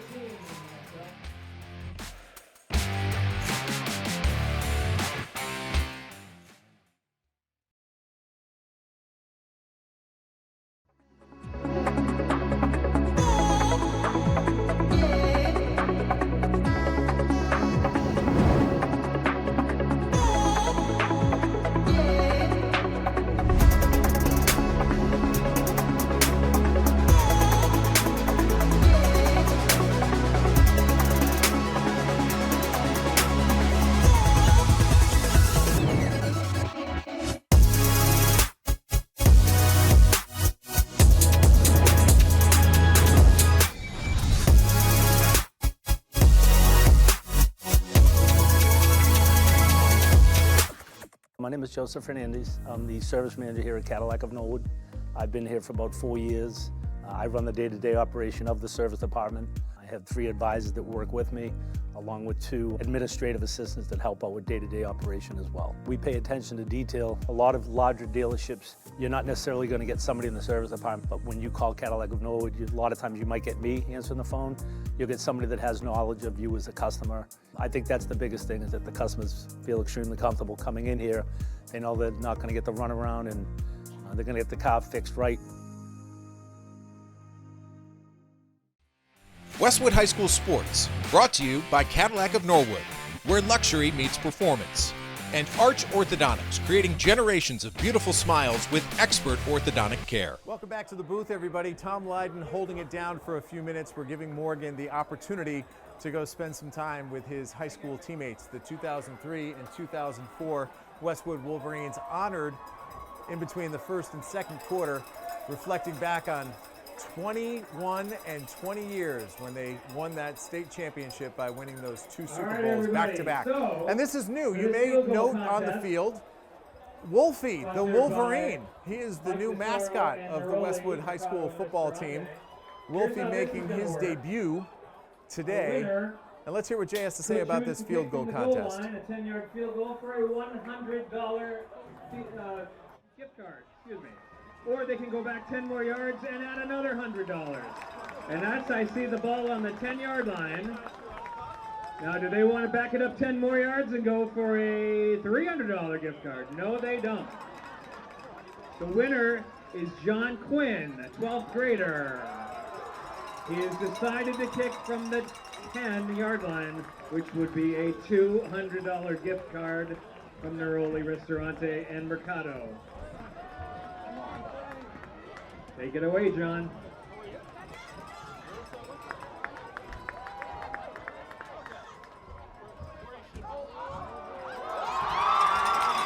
And it is good! It's good! John Quinn wins a $200 gift card to Neroli Mercado. Congratulations, John. Way to go, Now, John everybody Quinn. should know, and especially Very you, impressive. Dan, we will do this at the other 2 home games this year as well. We can no longer choose the 10-yard line because it has been used. So next time, That's just another it's either example that of goal how line or creative you're the gonna go Gridiron back Club to the has 20. We'll been worry this about year, that next coming up time. with really innovative Congratulations, ideas John, and thank to you get to Neroli. people engaged. Give away some gift cards like that one, a $100 gift card to Neroli. And John's going to have some fun now. And I, by the way, tried the steak and cheese dumplings, which Neroli Mercado just added to the menu. Tried that today for lunch. I highly recommend you making the trip and checking it out because it was delicious from the first bite to the last. And I just love the vibe of that place. And of course, you'll likely see me and many other of your friends at the Ristorante as So we the next say thing hello we to our will friends do and enjoy some great here food at and drink. halftime is the 50-50 So let's raffle get you draw. caught up with kind Before we do of how we that, got to where we are. The Wolverines lead at 14-0 I'd like here to at mention halftime our at Flay High sponsors Field. one more time, because Westwood football is proud Bellingham to have started the generous game support driving the from ball the down the community field, had businesses. themselves inside the red zone, We partner fourth with and the team short, financially and the and Wolverines in time defense to actually support came the up with a team's very big success. stop, and it We didn't would like take to the especially Wolverines highlight offense our long time to highest-tier capitalize sponsors. on that. Just As two we plays, mentioned in in the fact. first Ty half, a Pindell very rolling big right, special thank you finding Charlie Westwood Toole football's down the field, and then 80 pre-official yards later, season Charlie was in the end sponsor, zone with the platinum Wolverines' sponsor. first score. The That made it 2024 6-0. The point after touchdown was no good. After that, the Wolverines kicked the ball off and recovered the kick, live ball on the kick. They didn't score then, but they did block a punt shortly thereafter. It was Mario Vinci who blocked the punt, fell on the loose ball, stretched to the end zone, did not get it in. That drive officially started on the 1 yard line. They were penalized back to just outside the 5. And Jack Holland, who took over for an injured Ty Pindell, took the ball out of a shotgun, ran it into the end zone that made the score 12-0. And from there it was Jack Holland rolling to his right, connecting with Dante Martucci for the 2-point conversion. And that gets us to the point where we are now, 14-0. The Wolverines on top of Bellingham as we celebrate Westwood weekend with the traditional Westwood Night Kickoff Classic. I think I just dubbed it. The Westwood Night Kickoff Classic. And it will be followed, of course, by the fireworks, which are always fun. So if you're watching around town on YouTube, do not be alarmed after the game when you start feeling the rumbles and seeing the bright lights in the air. The fireworks are always a great part of the Westwood Day festivities. And I'm happy to welcome back to the booth Morgan Donahue. How was that, hanging out with your boys? So they all left. They all must be at Neroli. So, but I got to see some neighbors down there. You know, some of my colleagues in the maze. It was good to catch up. You know, we had a little Monday morning quarterback halftime breakdown down there. But you know, what a first half. You know, as you were mentioning, great synopsis too, Tom, of the breakdowns. But you know, just want to talk about tonight. What a special night. You know, Evan Cardamino and team doing a terrific job, as they have been, you know, for a very long time covering everything Westwood when it comes to sports, when it comes to government, when it comes to the arts. We are just so lucky to have this organization here in town. An amazing resource.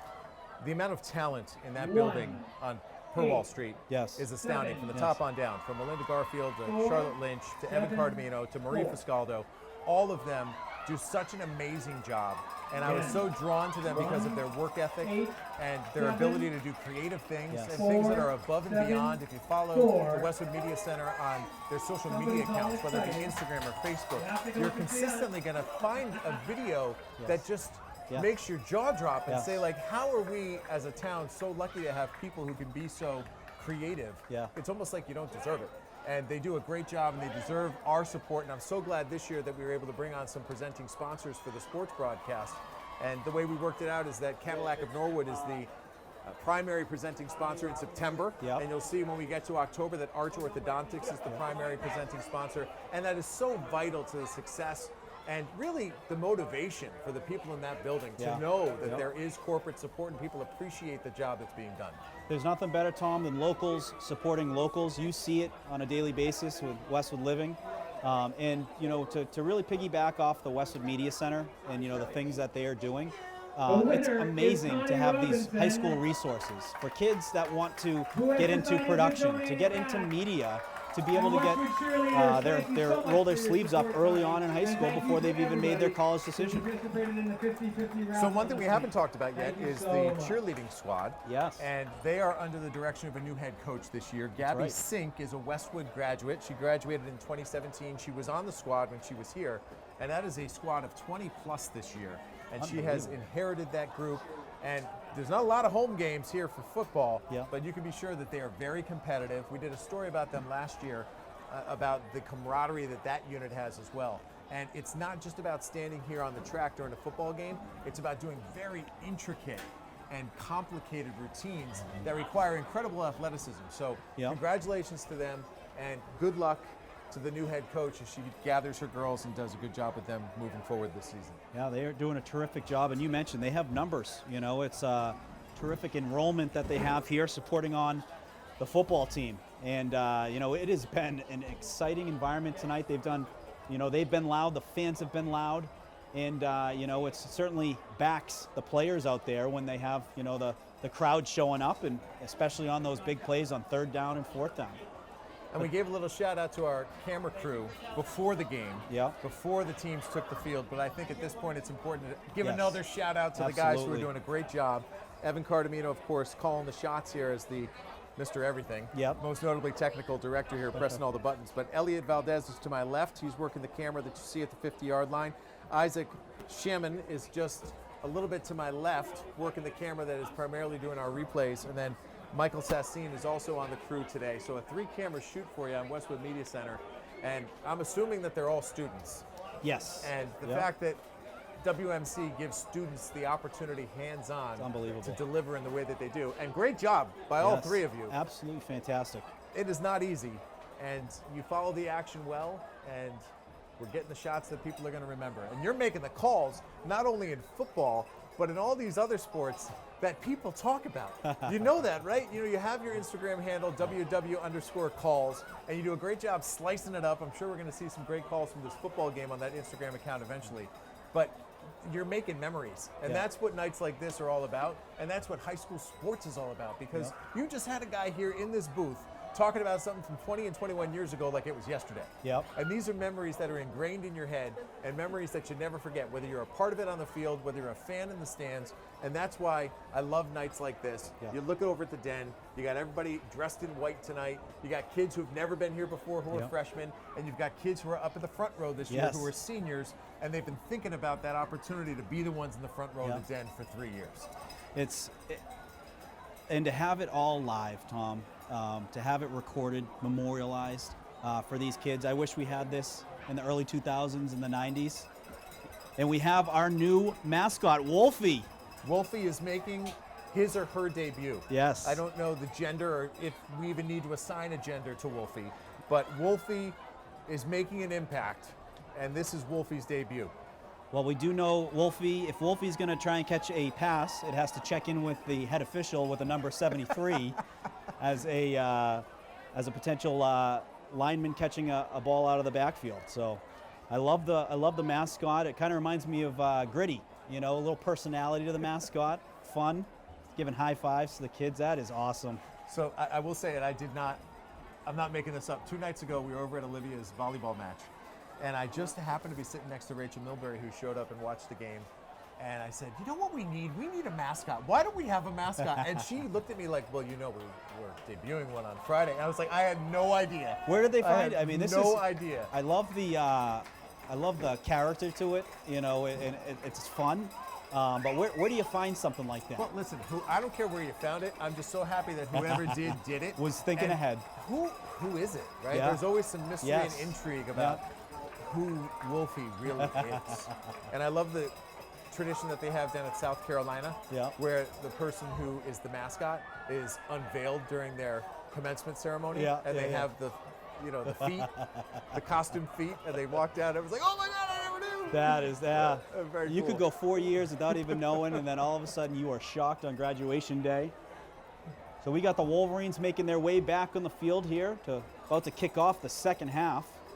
And don't forget that the Wolverines kicked off to start the game, so the Green's going to get the ball here. Would have been nice to put some more points on the board, and it looked as though that they did have those points on the board. Unfortunately, that touchdown pass was called back because of the chop block, and then, without the benefit of replay, we didn't get a chance to look at it and see exactly where it came from, where the penalty actually occurred. That's something that the coaching staff obviously will have the opportunity to do. But, you want to protect kids' knees. And the legs are the most important part of the body, and you can't go low, and I understand the concept of calling chop blocks, and most notably early in the season, setting the standard so that players know that it's an unacceptable play. It's a confusing play sometimes because there's scenarios you can do it. A running back can do it on a blitzing linebacker, but they really put an onus on the offensive line, particularly where you got one offensive lineman going low, you got the other one going high, and that's where you see a lot of injuries. So. It's definitely a rule we're seeing more and more at the high school level to ensure that the players are protected. And we're seeing Ty Pindell, looks like he's in a sling, so doesn't look like he'll be coming back tonight. Hope he recovers.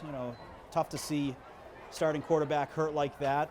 But Jack Holland came in and, got a nice touchdown to get the Wolverines on the board. But that's some of the, when you have these QB competitions, to have two really solid quarterbacks, it really is a luxury when things like that happen with injuries. And when you think about the play in which Ty got hurt, he was diving for the end zone. Not going to speculate what the injury is, but he's obviously in a sling. So is it an arm? Is it a shoulder? Is it a clavicle? You don't necessarily know, but clearly there was some contact there as he dove. And let's not overlook the fact that, give credit to Brad in this situation, because here he is, head coach of the team, and he's got his son who's injured, and he has to trust that his son is in good hands while he focuses on moving the team forward and getting past the injury competitively as well as emotionally. And for him, hits close to home because it's his son. It's a unique experience when you coach your kids. We had Brad Pindell on the podcast, and he talked about coaching not only Ty, but also Cole.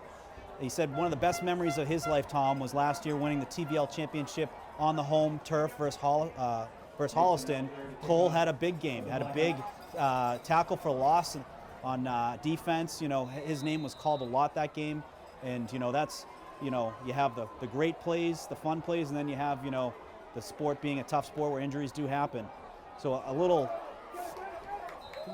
soft kick there by Bellingham. Looked like Westwood fumbled it for a second, but able to get on top of that was Senjik. So great job by Senjik, making sure that they had possession and keep the ball. Almost returned the favor. That was very similar to what we saw Bellingham do, almost at the same point of the field.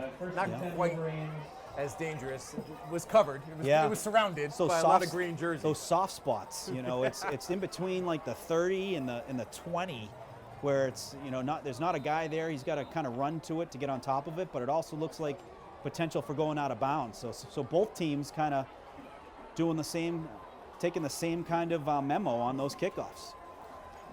So Wolverine's going to have the ball now. Looks like just on the 24-yard line, minus 24, looking to get their offense going here to kick off the second half. Martucci's going to take it on a run. Gets hit by a couple guys and brought down. Martucci, the ball carrier. Looks like no gain on the play. So good play there by a duo of Blackhawk defenders there.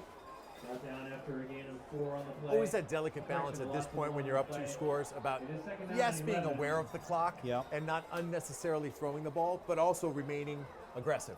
You want to make sure that you are still putting the pedal down to the metal and trying to run your game plan to its best.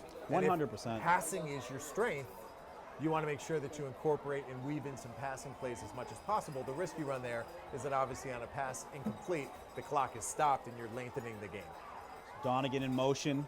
Coming across left, they're going to hand off to Martucci up the middle for some gain, and he gets a couple more yards for a gain of 5. So nice hard run there by Martucci and a great block by Donegan. The more and more you can do of that, you're on your way to a victory. Yes, that offensive line, if they can just continue to control that line of scrimmage and just get the ball into Dante's hand. We've talked about how he likes contact, and he's one of those guys that he's in such great shape that he's just going to get stronger and stronger as the game goes on. Old school term, Tom, smash mouth football. It's what we're seeing right now. Wolverines got 3 receivers up on the top. They're going to motion Donegan again. He's in more of a fullback position and hand off again to Martucci up the middle. Takes the first hit, but still goes for an extra 2. Yeah, I think the refs might have missed a face mask on that I one. think you're right, hear it too. From the crowd. So it sets up a 4th down. They're going to be a couple yards short and probably forced to punt. We'll see what decision Brad makes here. So Bellingham. Very short, 4th and 1. I think Bellingham was in this exact same spot here. They went for it. See what Brad Pindell does here. Does he play field position, or is he going for the first down? I'll tell you one thing, Tom. Brad is not scared. He will do, he's a gambler. And I love every part of it. He is going to go for it here. Wolverines, 4th and 1 on the 35. And he's going to call a timeout. Okay, so they were looking to draw them off side. And they'll probably come back out with the punt team. But, Tom, you make a great point. When you get that offense going, you control the game. But not only that, that's how you close out a game. When you're up 14, when you're up 20, that's how you close out a win, is when you just let that clock continue to tick and ultimately you're in victory offense and you close out that game. And the clock right now is at 9 minutes and 36 seconds left in the third quarter, so already chewing up some clock. Yep. Didn't even move the ball that far, Nope. and you've got 2.5 minutes off the clock. Yep. So partially mission accomplished. Yep. You got to have a good punt here Yep. from Thomas Warren. Want to try to win the field position battle here, and then send the defense out, and hopefully they can continue to play as they played in the second quarter. He's got the wind in his face. It looks like a strong wind when we look at the flag. So something to keep an eye on. I think he's got a pretty good wind directly in his face for the punt. Clean snap, dropped it for a second, picks it up, but a nice low punt. Wolverines tracking it down, letting it roll out a couple more yards to get inside the 30. So all in all, really good punt there for the Wolverines. Great position here to start in on defense. Inside the 30. Inside the 30. Which is that now our... Take them as they come. Yes. The last one was inside the 20. Yep. This one's inside the 30. Those low kicks do a good job. You know, you're going to get more roll on it, but also there's potential that it could hit a Bellingham player, turnover, jump on it, ball going the other way for Westwood. So, it's very effective, especially in the wind. So great kick there by Warren to get that ball about 40 yards the other way. And now Bellingham on their minus 30. The Wolverines showing blitz up the middle. QB's gonna hold it. He's got some space, but tackled by Senjik. Senjik is able to get in the backfield, then able to track down Berkeley on the keeper. Berkeley. Looked like for a gain of about 4 or 5 yards. So a gain of about, call it 5. If there's one thing that I'm taking notes about in this game, is that I should have been paying attention to the guy who's been doing this for 32 years, Yes. Jay Risha. Yeah. He's got the binoculars. Yes. He's right in there, Yes. and he can identify the players immediately. And that is something that is tough to do from this distance when you don't have the binocs. You know what, Tom? He was doing it when I was playing, and when you grow up and you just heard a voice kind of during your childhood, and it brings back those memories, brings back the old feels. When I hear his voice, it brings back those old feels of some really, really awesome memories. So it is comforting every time I hear Jay's voice, whether it's on the PA or in town somewhere. What a great guy we've had supporting the Westwood sports for many years. There have been a couple nights that I was not at the game, Yeah. but I was within listening distance. I remember one night we were on Thatcher, Yes. and that's not too far off, and with the right wind, the Yeah. sound carries, and so we were able to, in essence, listen to what was going on in My the game. parents live on Gay Street, and I've been able to hear it from there too. Where certain nights, certain nights where it's a clear, sometimes colder night, that sound travels very well. We'll be out second down, 4 yards for Bellingham. Bellingham's coming out with spread offense. 2 receivers up top, 2 receivers down low. You're going to send slot receiver in motion, Max Gamble in motion. You're going to hand off to the running back up the middle. So tackled there. Looks like only a gain of 2. A couple Wolverines on the tackle, including Rosa, who's said his name a few times tonight.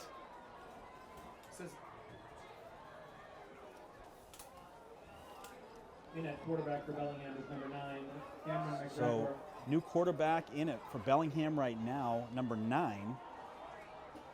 Probably more of a running quarterback, I'd assume, on 3rd and short. Going to help get the ball across the line of gain here. So number 9, Cam McGregor, is also a defensive back for Bellingham. He's going to hand it off to running back, but stuffed in the backfield. Vincey again. My goodness. He is stuffed in the backfield by Mario Vincey. Mario Vincey, you've got to be kidding me. He ate his Wheaties today, folks. Loss of 2 on the play, and it is 4th down and 3. Huge play, which causes a 4th down and about 4 now. Mario Vincey, my goodness. Fantastic play. Sorry, I had a microphone problem there, but I'm back. I had to cough, and then I couldn't get it back on. So we're back. I'm actually using the handheld mic that DeSaro was using earlier. But a huge play by Vincey, and that kid has had a heck of a night. Heck of a night. Punt into the Westwood territory is going to end up on the 37-yard line. So Westwood's going to take it on their own 37 going the other way. 7:24 on the clock here in the third quarter.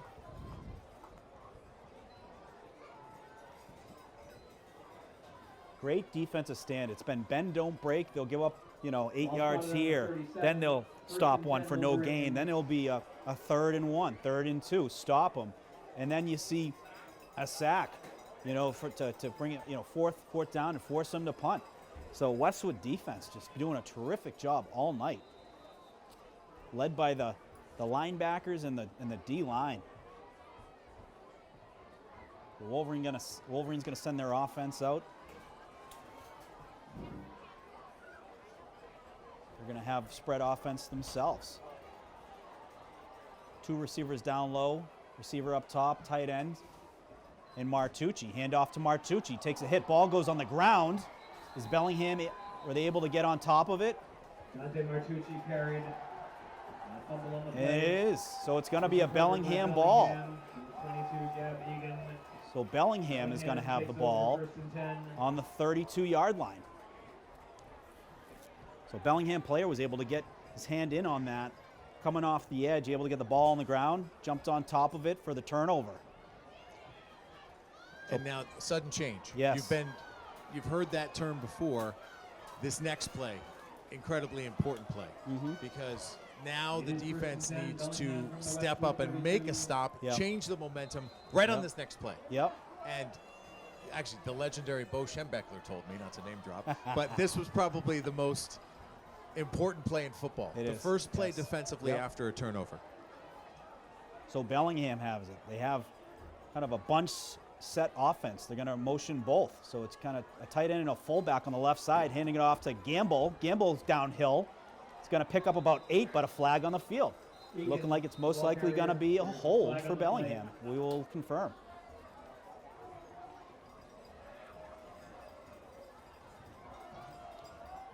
So it was Egan, Gabe Egan on the play, on the run there. A flag on the field. It's going to be a holding on Bellingham, so ball is coming back. So interesting formation we saw there, Tom. They had a tight end with a fullback set off to the left, run left. They're really going on power. They've tried the pass. Westwood's done a good job of staying on top of that. They've tried the zone. Westwood doing a good job on those jet sweeps, zone rushes. Now they're trying power. First down and 17. Bellingham at the Westwood So 39. first down and 17 for Bellingham on the 39-yard line.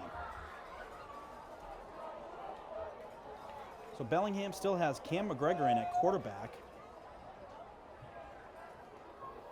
They're going to send Wyatt Collery in motion. They're looking to pass here. A pass on the far side, brought right down immediately for only a gain of about 2. So I think that was Charlie Toole on the far sideline with the catch tackle. Tackle made by Charlie We've seen it now Toole. a couple of times affecting both teams. How a penalty can just devastate a drive, yeah, right? yeah. So now, yes, it's only second down, but when you think about where they were, that type of play that we just saw on first down would have been very damaging had they run that from the 25-yard line where they were. So now, second and 14 as opposed to it being inside the red zone. Yep. And we got stacked receivers. The near side, I'm guessing run here. They're going to look for some open space here when you get a couple bodies outside to have to guard the receivers. No, they're looking to pass. Got a couple defenders chasing down the quarterback, and they got him! Big play on defense. The keeper is tripped up and brought down. That was Rosa. Michael Nope, number 50. Number 50, Michael Zafiropoulos. There you go. Thank you, Tom. We got you, Mike. Great job. Heck of a play. You could just sense the quarterback rolling, right? Was not going to win that race. He got him by the shoestrings. And he dove. You got to give the effort. You got to try to grab him by the effort. shoestring, whatever it takes. Big play, which brings a third and about 19, 20 or so, we'll call it.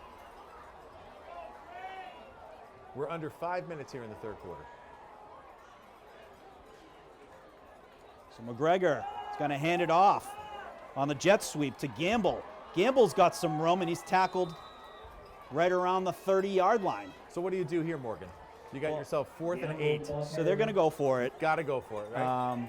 Do they take their time here? Do they call a timeout? You know, you have two timeouts to use. You come out and see what Westwood brings for defense. That's one thing you do, and figure out, okay, well, you know, they want to stack up the middle, and they're going to go man on the outside, you know, to at least get a hint of that. Gain of 13 on the play. That is But you got to get 8 yards here. At the Westwood 30. I think they go with pass here It is 4th down and 8. on a potential bootleg. What's going to make it difficult is if you can get some linebackers, blitzing linebackers up the middle, make it really difficult for the quarterback, bring him down. So he is passing. They got a couple linebackers in play. Looking up the middle. Donegan had a hand on it and incomplete. Ooh, So that was close. That was very close. Donegan got just enough of that one to make it very difficult for the Bellingham receiver to come down with the reception. Defended by Drew Donegan. misjudged that by just Just a fraction, yeah. You know, he was doing the right thing. He was trying to knock the ball down, right? Yeah. 4th down. No sense intercepting that ball. You want to knock it down so that you take over possession here on the 30-yard line, as they have. But just beyond his outstretched fingertip. Terrific throw by McGregor. It was a terrific ball thrown by the Bellingham quarterback there. And Westwood, on the turnover on possession, are going to have the ball on their 30, going the other way on offense.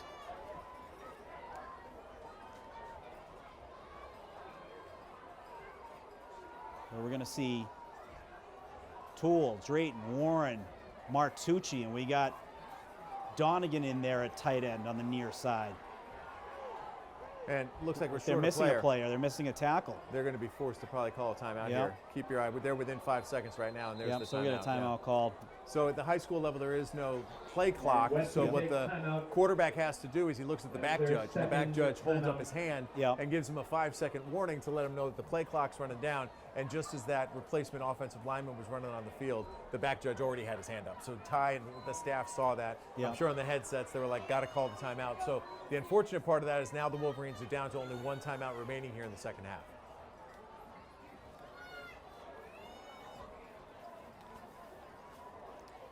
But the positive is you know, you have some time to think about this. Do they come out looking for a big play here? You know, the big plays are what changed the game.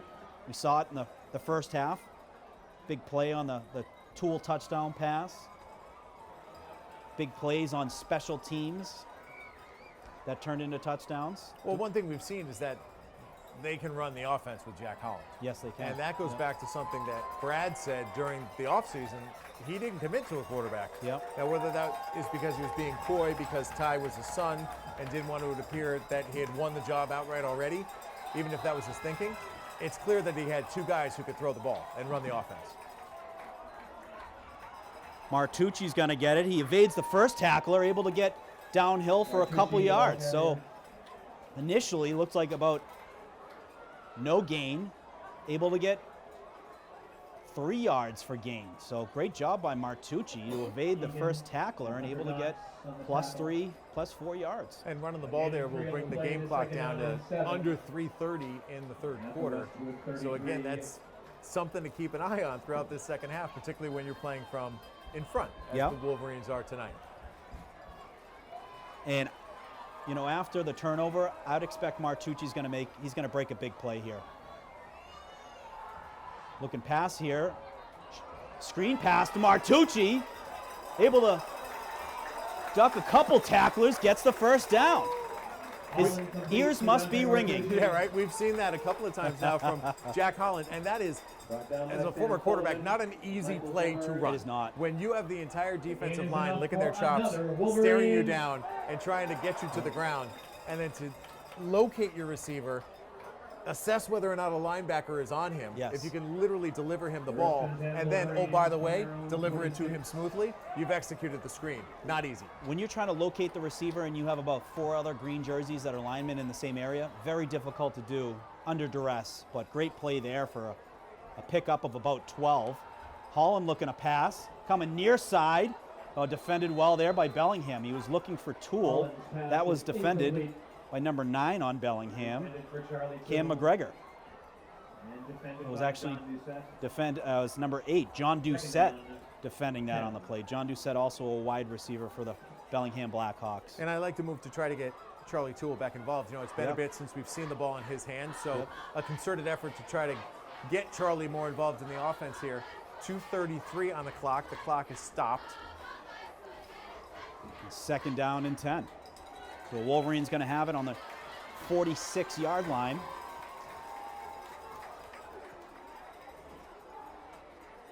Martucci set off to the left. They're going to hand off to Martucci. Nope, Holland keeps it. He's got some room going downhill and gets about 7. So a nice tough run there by Holland on the keeper. I don't know if that was an option play where he had the option to give it to Dante Yeah. or keep it himself, but he saw that linebacker blitzing and he said, I'm taking this because he's going to run right by me. It's a high IQ play there by Holland. Third down and 4. Almost reminds me of the touchdown run. He saw the space, took it, and able to score that touchdown for the Wolverines in the first half. So, with that gain of about 7, now you have a third and about 4 instead of third and 9. So, very manageable opportunity here for the Wolverines to get the first down. Ball on the 49. Shotgun handed off to Martucci. Martucci running hard, and he's going to be, looks like just about a yard short. The ball carrier. But, Tom, when you have the ball around the 50, your side or even the other side, it does, you see a lot more coaches going for it on fourth down. There's a lot of things that can go wrong on a punt. Yes. It could be a bad snap, it could be a bad kick, it could be a return. You got to cover that return. This is, without a doubt, in my mind, the decision you make 10 times out of 10. Yep. So the Wolverines going for it here. They fake the handoff, pass to Toole, they get the first down. What a call by Coach Pindell. Faked the handoff to Martucci, found Toole on a quick slant pass for a gain of about 10. And that's the first time we've seen Charlie make a catch like Yep. that in traffic. He's typically the guy that you're seeing on the outside the hashes, even sometimes Yeah. outside the numbers by the sideline. So he going inside in the traffic, Yeah. understanding he's Yeah. going to get hit, knowing it's a clutch play that he has to get the first down. Impressive play by Charlie Toole. Leadership play, unselfish play, knowing that hit was coming. Big play for the Wolverines. They get first down on the 35-yard line. Holland looking to pass. It was in the hands of the Bellingham player and caught by Westwood. So reception made by Warren. So it was in the Bellingham player's hands, went through, and then Warren, Johnny on the spot, able to make the reception for a gain and a first down. So Wyatt Callery has been so close Yes. to making 2 key plays on this drive. The first one, he was the blitzing linebacker on the play where Holland kept it around the left end, and that one just went off his fingertips, but great awareness by Warren to be able to, that's why you run the tip drill. Great Morgan. concentration. That's why you run the tip drill. So clock is winding down, 8:15 seconds now. They get the snap down. Holland looking for the end zone. Ball is deflected. Was it intercepted? It was. So intercepted in the end zone by Bellingham, and it's going to be a touchback. It was a inopportune bounce. It went off the shoulder pad of the defending Bellingham player. He had some help over the top, and the defensive back able to bring that down for an interception. And Bellingham's going to have the ball going the other way on their own 20. So 6.2 seconds left here in the third quarter. So we'll probably see one play, and then we'll swap sides. And then the way I look at this is this way. Listen, you obviously want to get some points on the board on that drive. But if you are going to turn it over, at least it is into the end zone where it's almost like a touchback on a punt. So you may have fast-forwarded a couple plays and changed possession earlier than you would have wanted to, but it's basically the same end result. So, Well, you know what? When you have the defense that's making plays the way they are today, you can kind of take those risks. You know, you have the confidence to know that they're making some big plays, they're making some stops out there. So as you mentioned, 6 seconds left on the clock here left in the third quarter. Bellingham's going to take it on their own 20. And they still got quarterback. Looks like Gamble again on the jet sweep, and Westwood all over that. Up on that tackle was Drayden and I think Senjik. And that's going to take us to the end of the third quarter, and I believe we are going to go to break. So we're going to take a quick break here, folks.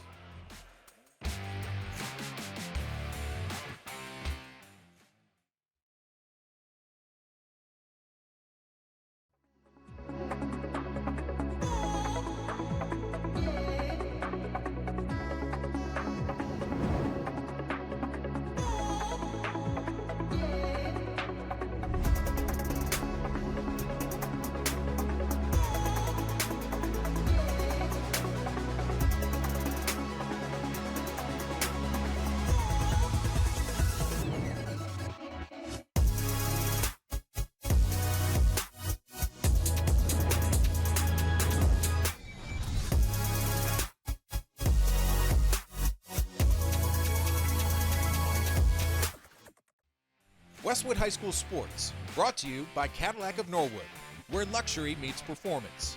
And Arch Orthodontics, creating generations of beautiful smiles with expert orthodontic care. Neroli, Ristorante, and Mercado. So coming back out of to start off the fourth quarter. Thank you, Tom. Thank you, Cadillac and Norwood, and thank you, Arch Orthodontics. Without you. We mentioned it earlier how vital it is to have their financial support, and we hope to invite both Mike Exita from Cadillac of Norwood and also Dr. Drew Chase from Arch Orthodontics into the booth, as we did with Mike DeSaro. Love that. And just have them explain even more why supporting the community as they have this year is so important to both of their businesses. So it's going to be second and about 8. Bellingham's got it. A 22-yard line, looking to pass. Looking far side, just going to get rid of it. So Cam McGregor has been in at quarterback. I don't know McGregor's pass incomplete. if Zach Berkeley has got hurt at all, but McGregor is the guy right now, number 9 for Bellingham. It looks like we got an injured Westwood player on the field. Paul Lillo's going to run out and help. Injury timeout.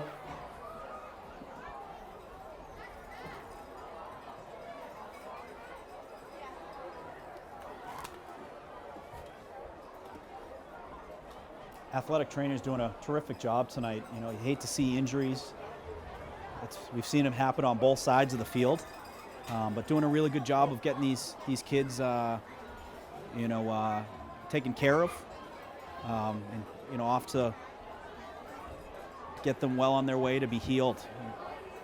So Paul Lillo been doing it. It's his 23rd year now at Westwood, and I've made the joke, and I'm also serious about it. But Paul looks the same today as he did 23 years ago. Just ages very well. I watched today your podcast with Paul. You and Evan do a great job of those podcasts. I think it's fun that you just give people a chance to breathe. What I did is I had it in my pocket as I was walking around the house. I put it on my car as I was driving. Just have it be, part of your experience as you living your life. And I really learned a lot of things about Paul I had no idea. Right? Fascinating. I mean, yeah. He spent some years in New York working Yeah. at Madison Square Garden. Yeah. And I also found very interesting something he said about the fact that he has chosen not to move here. Yeah. Paul lives in Belmont, and he's lived in Belmont for a long time. And you asked him about that, and he feels a part of the community, Yeah. but he purposely chose to kind of separate that because he didn't want to Yeah. create any strained relations with families. Yeah, And you could appreciate that. He has the opportunity to go back home Yeah. and leave work at work. But he loves Westwood, man. He loves He these does. kids. Oh, He he's loves the loved it. families. And he does a good job. Like we were asking about, teams and stuff, and he's so focused on his job that, there is no favoritism to teams, players, or coaches. It looks like injured Westwood player is coming off. Not sure who it was. I think it might have been Mario. Was it Mario? What you're looking Yeah, at, you're right. Yep. If I had to Tough guess, kid. it's the worst to speculate, but Yeah. he runs off cramp. Cramp, Right? yeah, At this time of year. This time of year, Yep. this point in the game, he was grabbing his legs. He was kind of like stiff as a board for a while there. So, you know what works for that? I'll tell you after this play. So 3rd and long, McGregor is shotgun. Pass play. Got a couple Westwood defenders chasing him down, and he's going to get rid of it again. So Westwood defense, as they've done all night, making it very difficult for the quarterback to see an open receiver and forcing an incomplete pass. Every team should have pickle juice. I was going to say On that. their I didn't sideline. think you were going to go there, but Pickle yes. juice is Yes. the magic sauce. Yes. If you have a cramp, Yes. if you are in your house and you have a cramp, So if you when, have pickle juice on hand, drink it. when I'm doing the lawn and it is a hot sunny day and I'm dehydrated, I go inside, a quick swig of pickle juice, and I'm a new person. It's really weird. isn't Blocked it? punt There you again go. for the Wolverines. Then picked up by Martucci. Martucci looking for the end zone.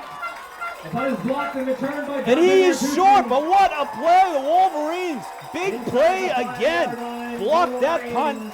Martucci catches it on the fly and brings it down to about the 2. A couple of incredible athletic plays on these blocked punts. We saw Mario do it in the first half, and now you see Dante receive the blocked punt in the second half. Yeah. And it's not just about blocking it, but it's about what are you going to do to scoop and score, in this case, the catch and attempt to score. And this is the second time that they've now been given the ball, the offense, inside the 5-yard line. Huge play. Huge play for Martucci. Martucci looking to finish the play here.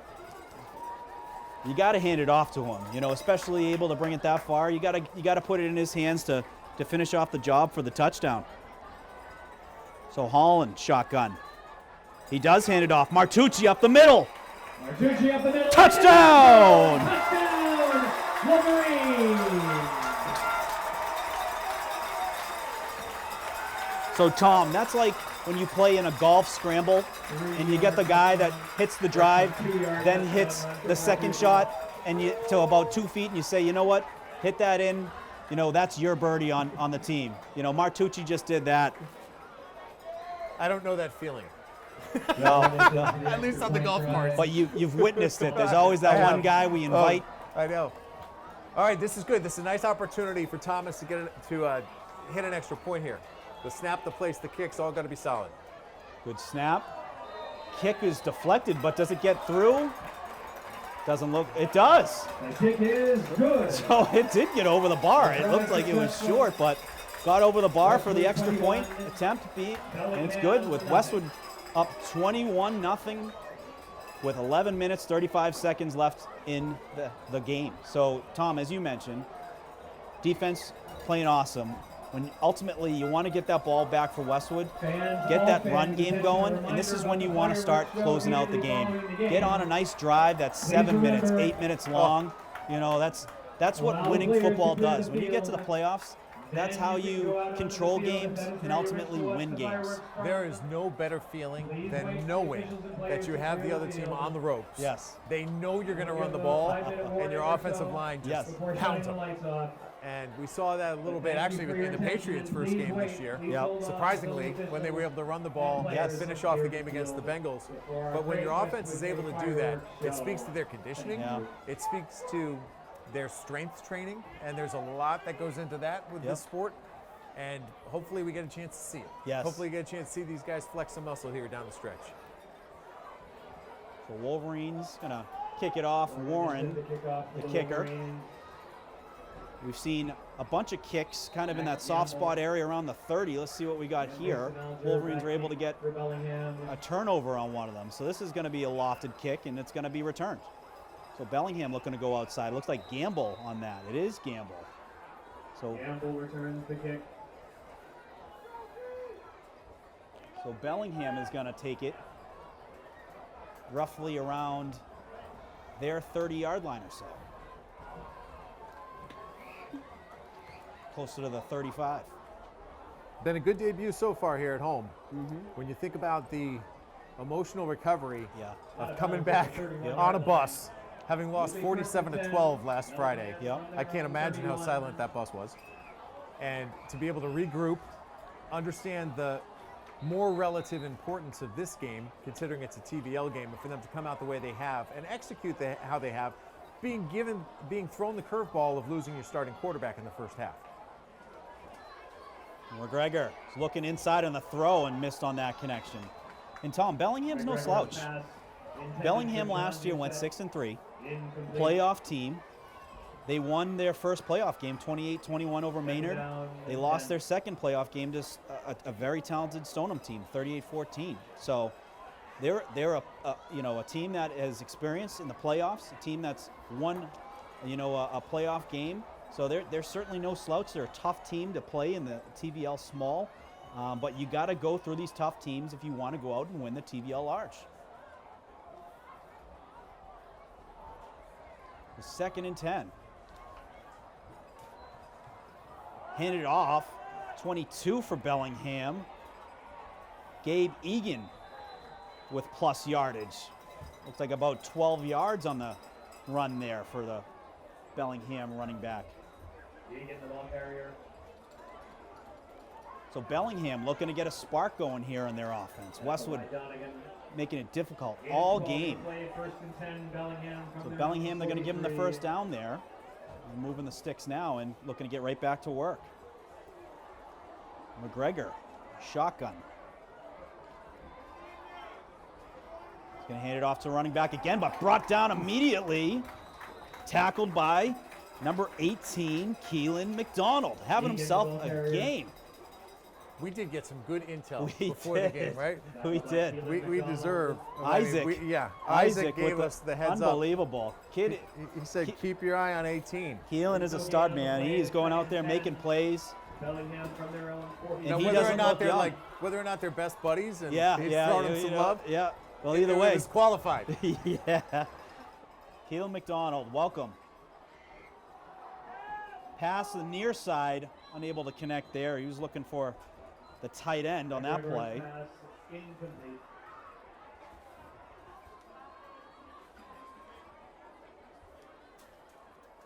Wyatt Third down. Calorie, the tight end. We've called his name a few times. He's on both sides of the ball. He was the player that just missed the interception, which then Warren was able to catch the deflection for the reception on Westwood to get the first down. So a third down and long here. McGregor and Egan. McGregor, a quarterback, Egan, the running back. So a pass play here. Wolverine's looking to get him down. He's able to evade that. He's looking for the sideline, and he's going to get it. So he's going to get the first down right on the plus 46-yard line. Wise decision. He Yeah. had guys that were almost open. Yeah. Right? He could have chosen to throw, but when you have that much real estate in front of you, that's nothing but green. Yep. Just tuck it and go. Bellingham. When you got a quarterback that can 46-yard line. move on his legs, it's very tough to defend. You need to have an extra player on the field to chase him down. Typically, everyone's accounted for. Running backs, wide receivers.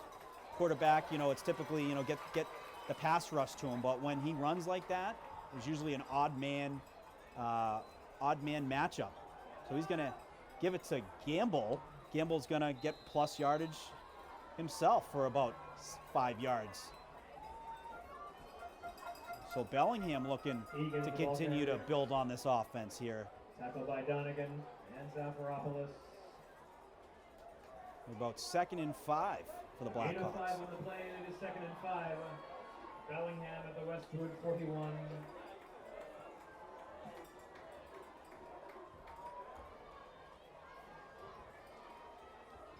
So Bellingham making some adjustments with personnel.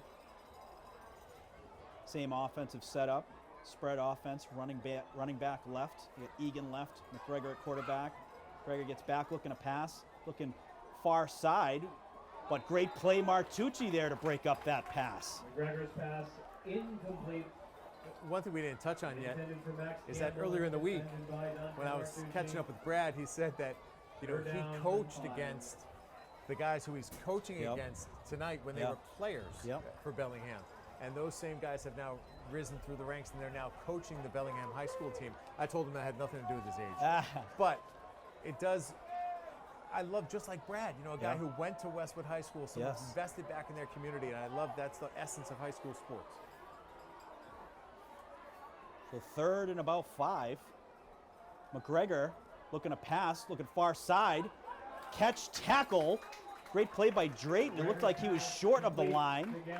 Able to move him back, but the ref's going to spot him a little bit closer than I thought. So he's going to be short by about a yard. But Tom, I had the opportunity to talk to those coaches, and we actually we played against each other. So there was some fun memories to talk about the games that we had. But there's nothing better than when you have players in the program that know what it's like to wear that jersey. So 4th down and 1. Big 4th down for Bellingham. Westwood looking to stop them here, get the ball back, and try to close out this game. McGregor hands it off to Gamble and tackled in the backfield. And he is dropped in the backfield. We got to see who that is. And it was Keelan. It was Keelan again.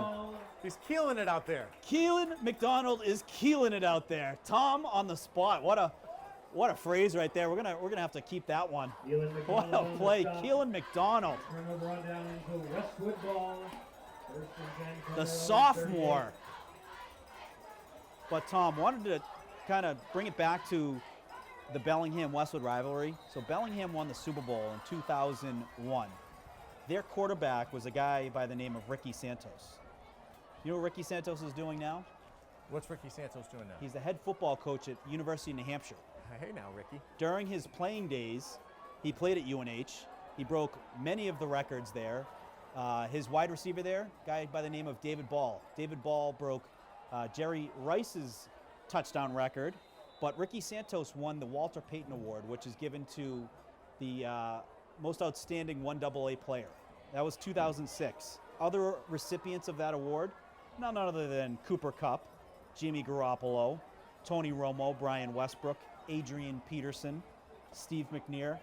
Not bad company to be in for Ricky Santos out of Bellingham High School. Heard of a few of those guys. But I remember playing him, Tom. He would start his warm-up. He would throw from one sideline to the other and make it look easy. He was literally, his warm-ups was just to show off. You know, what an outstanding talent and what a tremendous rivalry amongst the Wolverines and the Blackhawks. Senjik on the rush. He's going outside left. We have a flag on the field. It looks like it's going to come back for a hold. It is. On the carry for the Wolverines.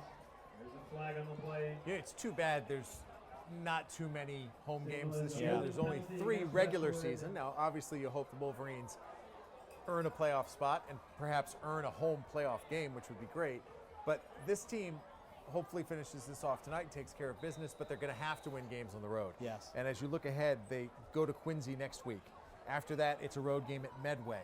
And then they come back home for just their second of 3 home games, and it's actually a Thursday night game against Hopkinton. So these next 3 weeks, they got to keep this momentum going, and it starts at Quincy. And Dante, in our conversation, which you'll read more about in our October issue, he talked about how much he loves playing at Quincy. Yeah, It's such a great stadium, and it's got a great setting with fantastic locker rooms. So I know these guys are looking forward to going there next week. Holland's going to keep it. A bootleg going the other way, past to Donegan. Donegan getting downhill, able to bring it to the line of scrimmage. So a gain of about 7, able to get it to the original line of scrimmage, where it's going to be a third down. Oh, it's a little less than that, so about 3rd down and 9 for the Wolverines. Donegan, a tough kid. He not afraid of contact. He was going right into the couple tacklers just to be able to get an extra yard or 2 on that Wolverines catch and run. 34. So we've now gone under 6:30 left in the game. This is when Steve Berman would go tick, tick, tick, tick, tick, tick during his Sunday breakdown in the NFL. So good job by Donegan to stay in bounds there. Keep that clock ticking. 3rd and about 9. Holland takes a snap, looking to pass. Fakes the throw to evade a pass rusher. He's going to hold it himself, and he gets a first down. Has some space and gets about 17 yards on the keeper. Jack Holland. He had a couple rushers around him, and it looked like he was going to go down, but able to evade that and got 17 yards for the first down. And big play for the Wolverines as the clock continues to tick. 17 yards and really 2.5 minutes. That's what I look. Every first down is really worth 2.5 minutes off the clock, assuming that Bellingham isn't going to use their timeouts, which they probably will start doing soon. But if you can get that first down in the 4th quarter, man, deadly. Particularly on a late down play like that, 3rd and long. Big play. The Wolverines now going to have the ball on the 41-yard line, plus 41. Going to hand it off to Senjik. Senjik makes a couple nifty moves and gets about 7. Senjik, the ball carrier. Senjik, Tom, has been very impressive. Doing it on both sides of the ball tonight. It has been nice for me as a father of girls who doesn't know much about the boy athletes. I didn't watch them grow up and play. To be able to see some of these guys in person and watch many of them play at this level for the first time, it makes you want to come back. Really, that's the point of coming out on these nights. You want to be impressed by what you see and inspired by what you see and motivated to come back and watch them play again. And these guys have certainly earned that tonight. So Senjik, freshman last year on the baseball team, had a game-winning hit to beat Ashland last year, which we were on the call for. So a very talented player for Westwood. Plays infield for head coach Brian Whalen, but certainly a kid to keep an eye out for on the baseball field as well. Hand off to Senjic again, going downhill, evading a couple more rushers or defenders there, and he's going to get the first down. So another potential 2 minutes after this first down, but a flag on the field after the play. So I'd imagine probably some kind of unsportsmanlike conduct.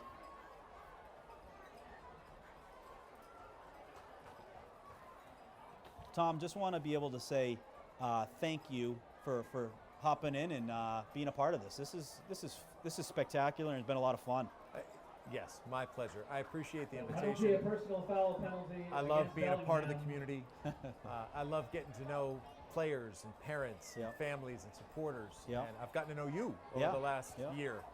To be in the same booth with Jay, who's been here for 32 years, a dear friend of mine. And you and I were talking before the game. The funny part is, 22 years in broadcasting, and I was never play-by-play or color, right? I was like your local news guy. So this is definitely a bit different. I view it as a challenge. Yeah. I like, just as you to do homework before a game and try to know as much as I can, and that will, continue as the season progresses because you've got some experience under your belt. But in many ways, as far as color commentary for a football game goes, this is a rookie season for me.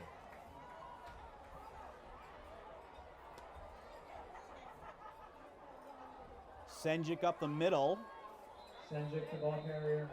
tackled by a Bellingham defender for about a gain of 1. And there is a flag on the play. A flag on the play.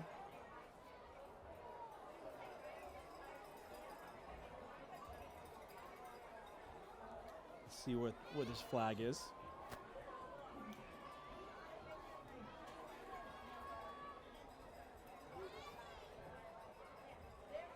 Looks like Westwood's backing up a little bit, so it may be on them. It's typically kind of the indicators you see is when you see one side of the ball work outward, it's typically a penalty on them. You start thinking players of the game at this point, right? Yeah. Who stood out to you? Who's going to take home that honor? Yeah. And the candidates that are going to have to be discussed, Mario Vinci, obviously, affecting the line play on both sides of the ball, blocking a punt, recovering it himself, getting it on the 1 yard line. Hey, Dante Martucci doing everything you expect out of a captain. Setting the tone when it comes to physicality, himself being Johnny on the spot. Yeah. Receiving that blocked punt in the second half here and getting it inside the 5 yard line, capping it off with a touchdown. Jack Holland playing quarterback and being called into duty in the first quarter unexpectedly and just picking it up and running with it and not being fazed at all by the offense, able to execute. You can see Brad isn't too happy with this call on the field. But Tom, I'd be remiss not to throw in that mix our guy Keelan McDonald. No question. And Keelan killing it. And Ben Rosa too. Yes. He has done a great job tonight. Yep. There have been a lot of guys whose names we've called a lot. So Tom, typically in these early part of the season, this is when teams develop an identity. There's another penalty for And this is where they build their confidence to see, you know what, we got something special. When the teams I was on where we won championships, we had to beat some teams early on the season where we said, you know what, we got some special guys. We got sophomores out there getting plays done. We got guys making huge plays. Mario Vinci blocking punts. We got guys who are first down and 31. showing up consistently, but Westwood really starting to identify who they are as a team, really looking like a tough team on defense and a team that finds a way to get it done on offense and really getting those talented players that they have on the skilled positions active, and we've seen it tonight. That was a whopper of the penalty that set up a was. 1st and 31, by the way. Yeah, it was very confusing. Gonna have to watch the tape on that one to see the full breakdown of that. Senjic's gonna take it. So we've gotten underneath the 3-minute mark now. Yep. This is where you go into your playbook and see what you've got up your sleeve for what, 2nd and 26? Hunter Knox, Yep. and others on the tackle. So next up on the schedule for the Wolverines. Gain of 1 on the play, and it is 2nd down and about 30. The Wolverines are going to be on the road versus Quincy, as Tom mentioned. At the Bellingham And then back into 36. league play on October 4th at Medway. So as mentioned, those league games are everything. You gotta, Westwood, when we brought the captains onto our podcast to talk about the upcoming season, one of the goals at the top of the list outside of winning a state championship was going back-to-back in the TVL. And it's a very difficult league to do it. You have the likes of Norwood. You have the likes of Holliston, who regularly, every year, is sending kids to Division I college football. It's a big test. But it all starts with you got to get that first win in the league play. Westwood doing it versus a very talented Bellingham team tonight. And they're gonna get the win tonight. God forbid anything crazy happens in the last 1 minute and 52 seconds. Well, it's interesting. Bellingham isn't even using the timeouts, right? No. They know they're down 3 touchdowns. Yep. The clock's ticking. We're at 1:45 right now. It's Third down, so you can take it down underneath a minute here. It looks as though they'll probably concede on 4th down, run a play, give the Yep. ball over to Bellingham, and then the Blackhawks will get it back with probably about 45 seconds left on the clock. And then fireworks can begin. Yes. I already have my pup at home. I live in the maze, probably about a driver and a sand wedge from here, Tom. He is up in the crate. I got the TV on. I hope he is comfortable during the fireworks celebration. That's a vet move by you right there. Oh, yes. Not my first rodeo. Senjik again with the run. Gonna get a gain of about 6. I do have some good advice for Westwood residents in terms of places to watch the fireworks. Yeah. Both tonight and also on New Year's Eve. The Bean Farm. Believe it or not, I went over there because during New Year's Eve, Yeah. I said, let's just take a little drive and see Yeah, the yeah. different places around town, like how the fireworks look. Absolutely. Made my way around Clappertree Street, and sure enough, I looked to my right as I was approaching Zavarian, and I said, wow, that is a 100% clear view. So if you ever don't want to make the venture That's all a the way great here, idea. pull the car over, set Also- yourself up on the wall at the Bean Farm, and enjoy yourself. Well, if I go there, do I just say I know Tom Lydon and they'll let me park on the inside the? No, that's your own challenge right Yes, there, right? yes. At that point, you're dealing with where are you going to park the car? Can you park it safely? The gates are going to be closed. Yeah. So, I leave that to yourself. But it may just be one of those situations where you slow down and hope no other cars are coming for a while. Good advice. I mean, I never thought of that, but it makes a lot of sense with less coverage to have to compete with to see the fireworks. But it's great. I hope we get a chance to see a bunch of you tomorrow, too, at Westwood Day. It's a great Absolutely. day. Rain or shine, come on out. Lots of entertainment, lots of food. Get to meet tons of different business owners from around town. And Holland looking for the end zones. Got Tool there, but was double covered. Pass incomplete. Holland's pass intended for Charlie Toole. And you just get to celebrate the community, right? So- It's our one opportunity throughout this year to all be together and have fun with each other and enjoy each other. We did not have that growing up here, Tom. It is great to see it. It is great to see a feeling of Westwood pride. There's a lot of people who grew up here that love this town. There's a lot of people that come here to this town and love it. And to bring everyone together to celebrate all the great things that are going on in this town, I really love how they've done that and create that opportunity for us to all come together and celebrate. All right, so if you can remember everything, Yes. what I have is this really weird ability to do the clock. Yeah. Like, what did I say they'd get the ball back with? About 50 Yeah, seconds. you were right on spot on. It's so weird. It's 53.9 on the clock. I watch football games all the time, and I can Yeah. do that clock math like Yep. it's the back of my hand, and I don't know where it came from. McGregor passes far side. Looks like reception made by John Doucette. Taken down for a gain of 8. It looked like Donegan on the tackle. You know who needs me? Herman Edwards needs me. Herman Edwards could never Or manage the clock. Andy Reid in the Philadelphia days. Not the Chiefs. True, He's figured true. it out, He's it gotten seems better. like. Yeah. Right, but it drives you crazy when you're just like, how can you not know this? Well, my college football coach said football is a game of 7-second plays. So, that's typically the average play. McGregor looking far side again, catch made. And tackled immediately. Pass complete to Max Gamble. And I am a fan, and I know this is completely unrelated. This is not a very competitive situation. But generally speaking, Yeah. I like the clock stopping on first downs Yes, and I do restarting. too. And I'd love to see that in the NFL. And the Yeah. main reason they don't do that in the NFL is they want the games to end. They want it to right? end They on want- time and they all want it to that. end. So I get that. Yeah, But I do like resetting the clock on first down. McGregor look again with a pass. Reception made for a gain of about 3. An interesting day tomorrow for the Lydon family. Yeah. Michigan State coming into play, Boston College, my alma mater. Uh-oh. I have not set the stakes yet with Yeah. my daughter. So is there any loser has to buy dinner? What's the? We have not had the conversation. We have not had the conversation. And BC's a different team this year. BC's a very competitive team, so it's going to be a heck of a game. It'll be interesting. I'm going to be rooting for the Eagles hardcore tomorrow, and then I'll be rooting for Michigan State next Saturday in East Lansing when they take on Ohio State. Making the trip out to East Lansing for that one, and I can't wait. So a strange circumstance where you're rooting against the team one week and then for the team the next week. Please wait for the officials and players to clear the field. Reminds me of we had Matt Gillis on the podcast this week, and he was working a hockey game with girls, Westwood girls team in the playoffs. I think it was like the semifinals, playing Norwood, and his daughter being on Norwood. Well, same thing happened to Brian Whalen, right? Brian Whalen playing Walpole and his son Paul. Unique situations. So third down and about 7, 22 seconds left here in the game. Ball was deflected, but the big play there was the hit on the quarterback. Looked like it was number 50 for the Wolverines on the big play. So I'm going to get it right this time, Tom. Michael Zafiropoulos with the big play there, big hit, forced that throw, and incomplete pass. So fourth down now, 7 yards with 18 seconds left here in the game. If Westwood able to get the ball back, it'll be victory offense, game over. McGregor dropping back to pass. He does find a receiver. He finds Gamble. Gamble crossing the middle. And the clock is kicked. Oh, the ball got loose, so a fumble. Did Westwood get it, or are they calling it down by contact? So they're going to say Bellingham ball looked like down by contact. 9 seconds left in the game. Everybody's got to get on side here. Yeah.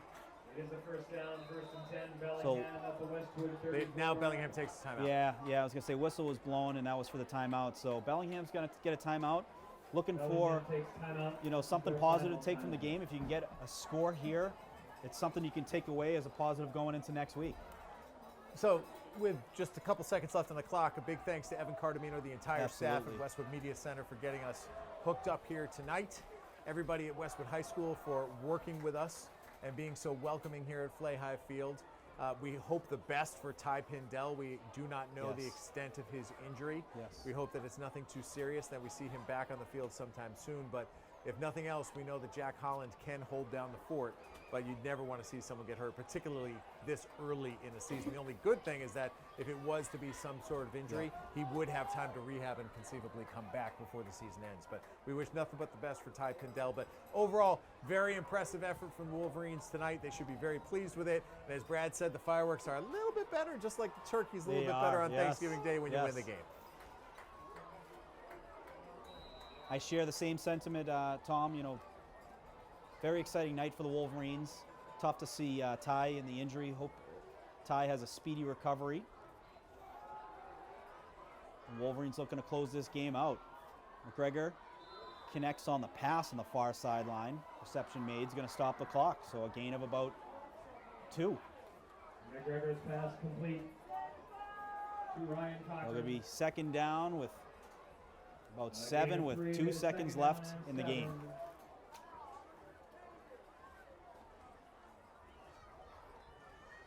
But, I share the same sentiment too. Evan Cardamino, fantastic job. Melinda Garfield, amazing leader at Westwood Media Center and the resources we have to put this on. I know Evan plans to have more live games for other sports, and we will let you know as soon as we know the games and whatnot. But what a fun experience this was, Tom. I invite you to any and every live game we do. And we have the town coming on the field to celebrate. The players saying go back, and you know what? They're listening. I'm impressed. I am impressed. Those kids turned right around. They turned right back. Not looking yet, at a brick wall. That was something else. Also, big hand to our student camera operators. Absolutely. Who've done an absolutely great job. And it has been a thrill to be with all of you tonight. Morgan, thank you very much once again for letting me join you. And I look forward to doing it again soon. Tom, it was a pleasure, bud. Great game here at Westwood. And folks, hope you enjoy the fireworks here. We will be filming those as well. And looking forward to seeing you all again soon. We can all run out there.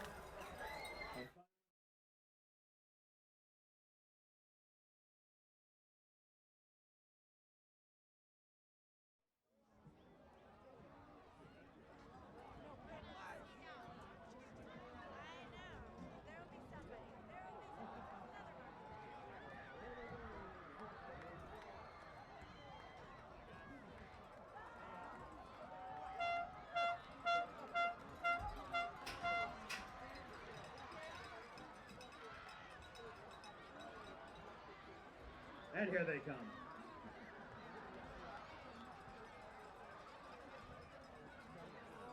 All right, everybody, find your favorite spot to be. In just a couple of minutes, the lights will go off, and we'll have our fireworks show.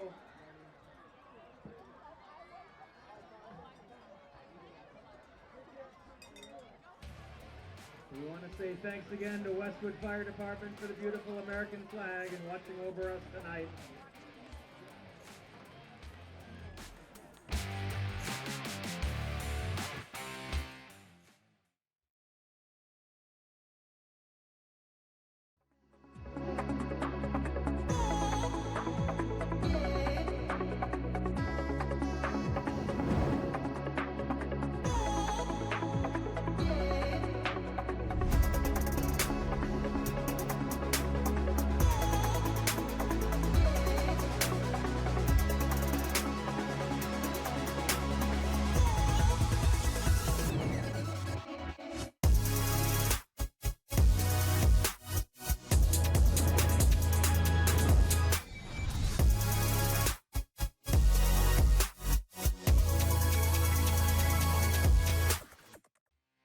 Westwood High School Sports, brought to you by Cadillac of Norwood, where luxury meets performance.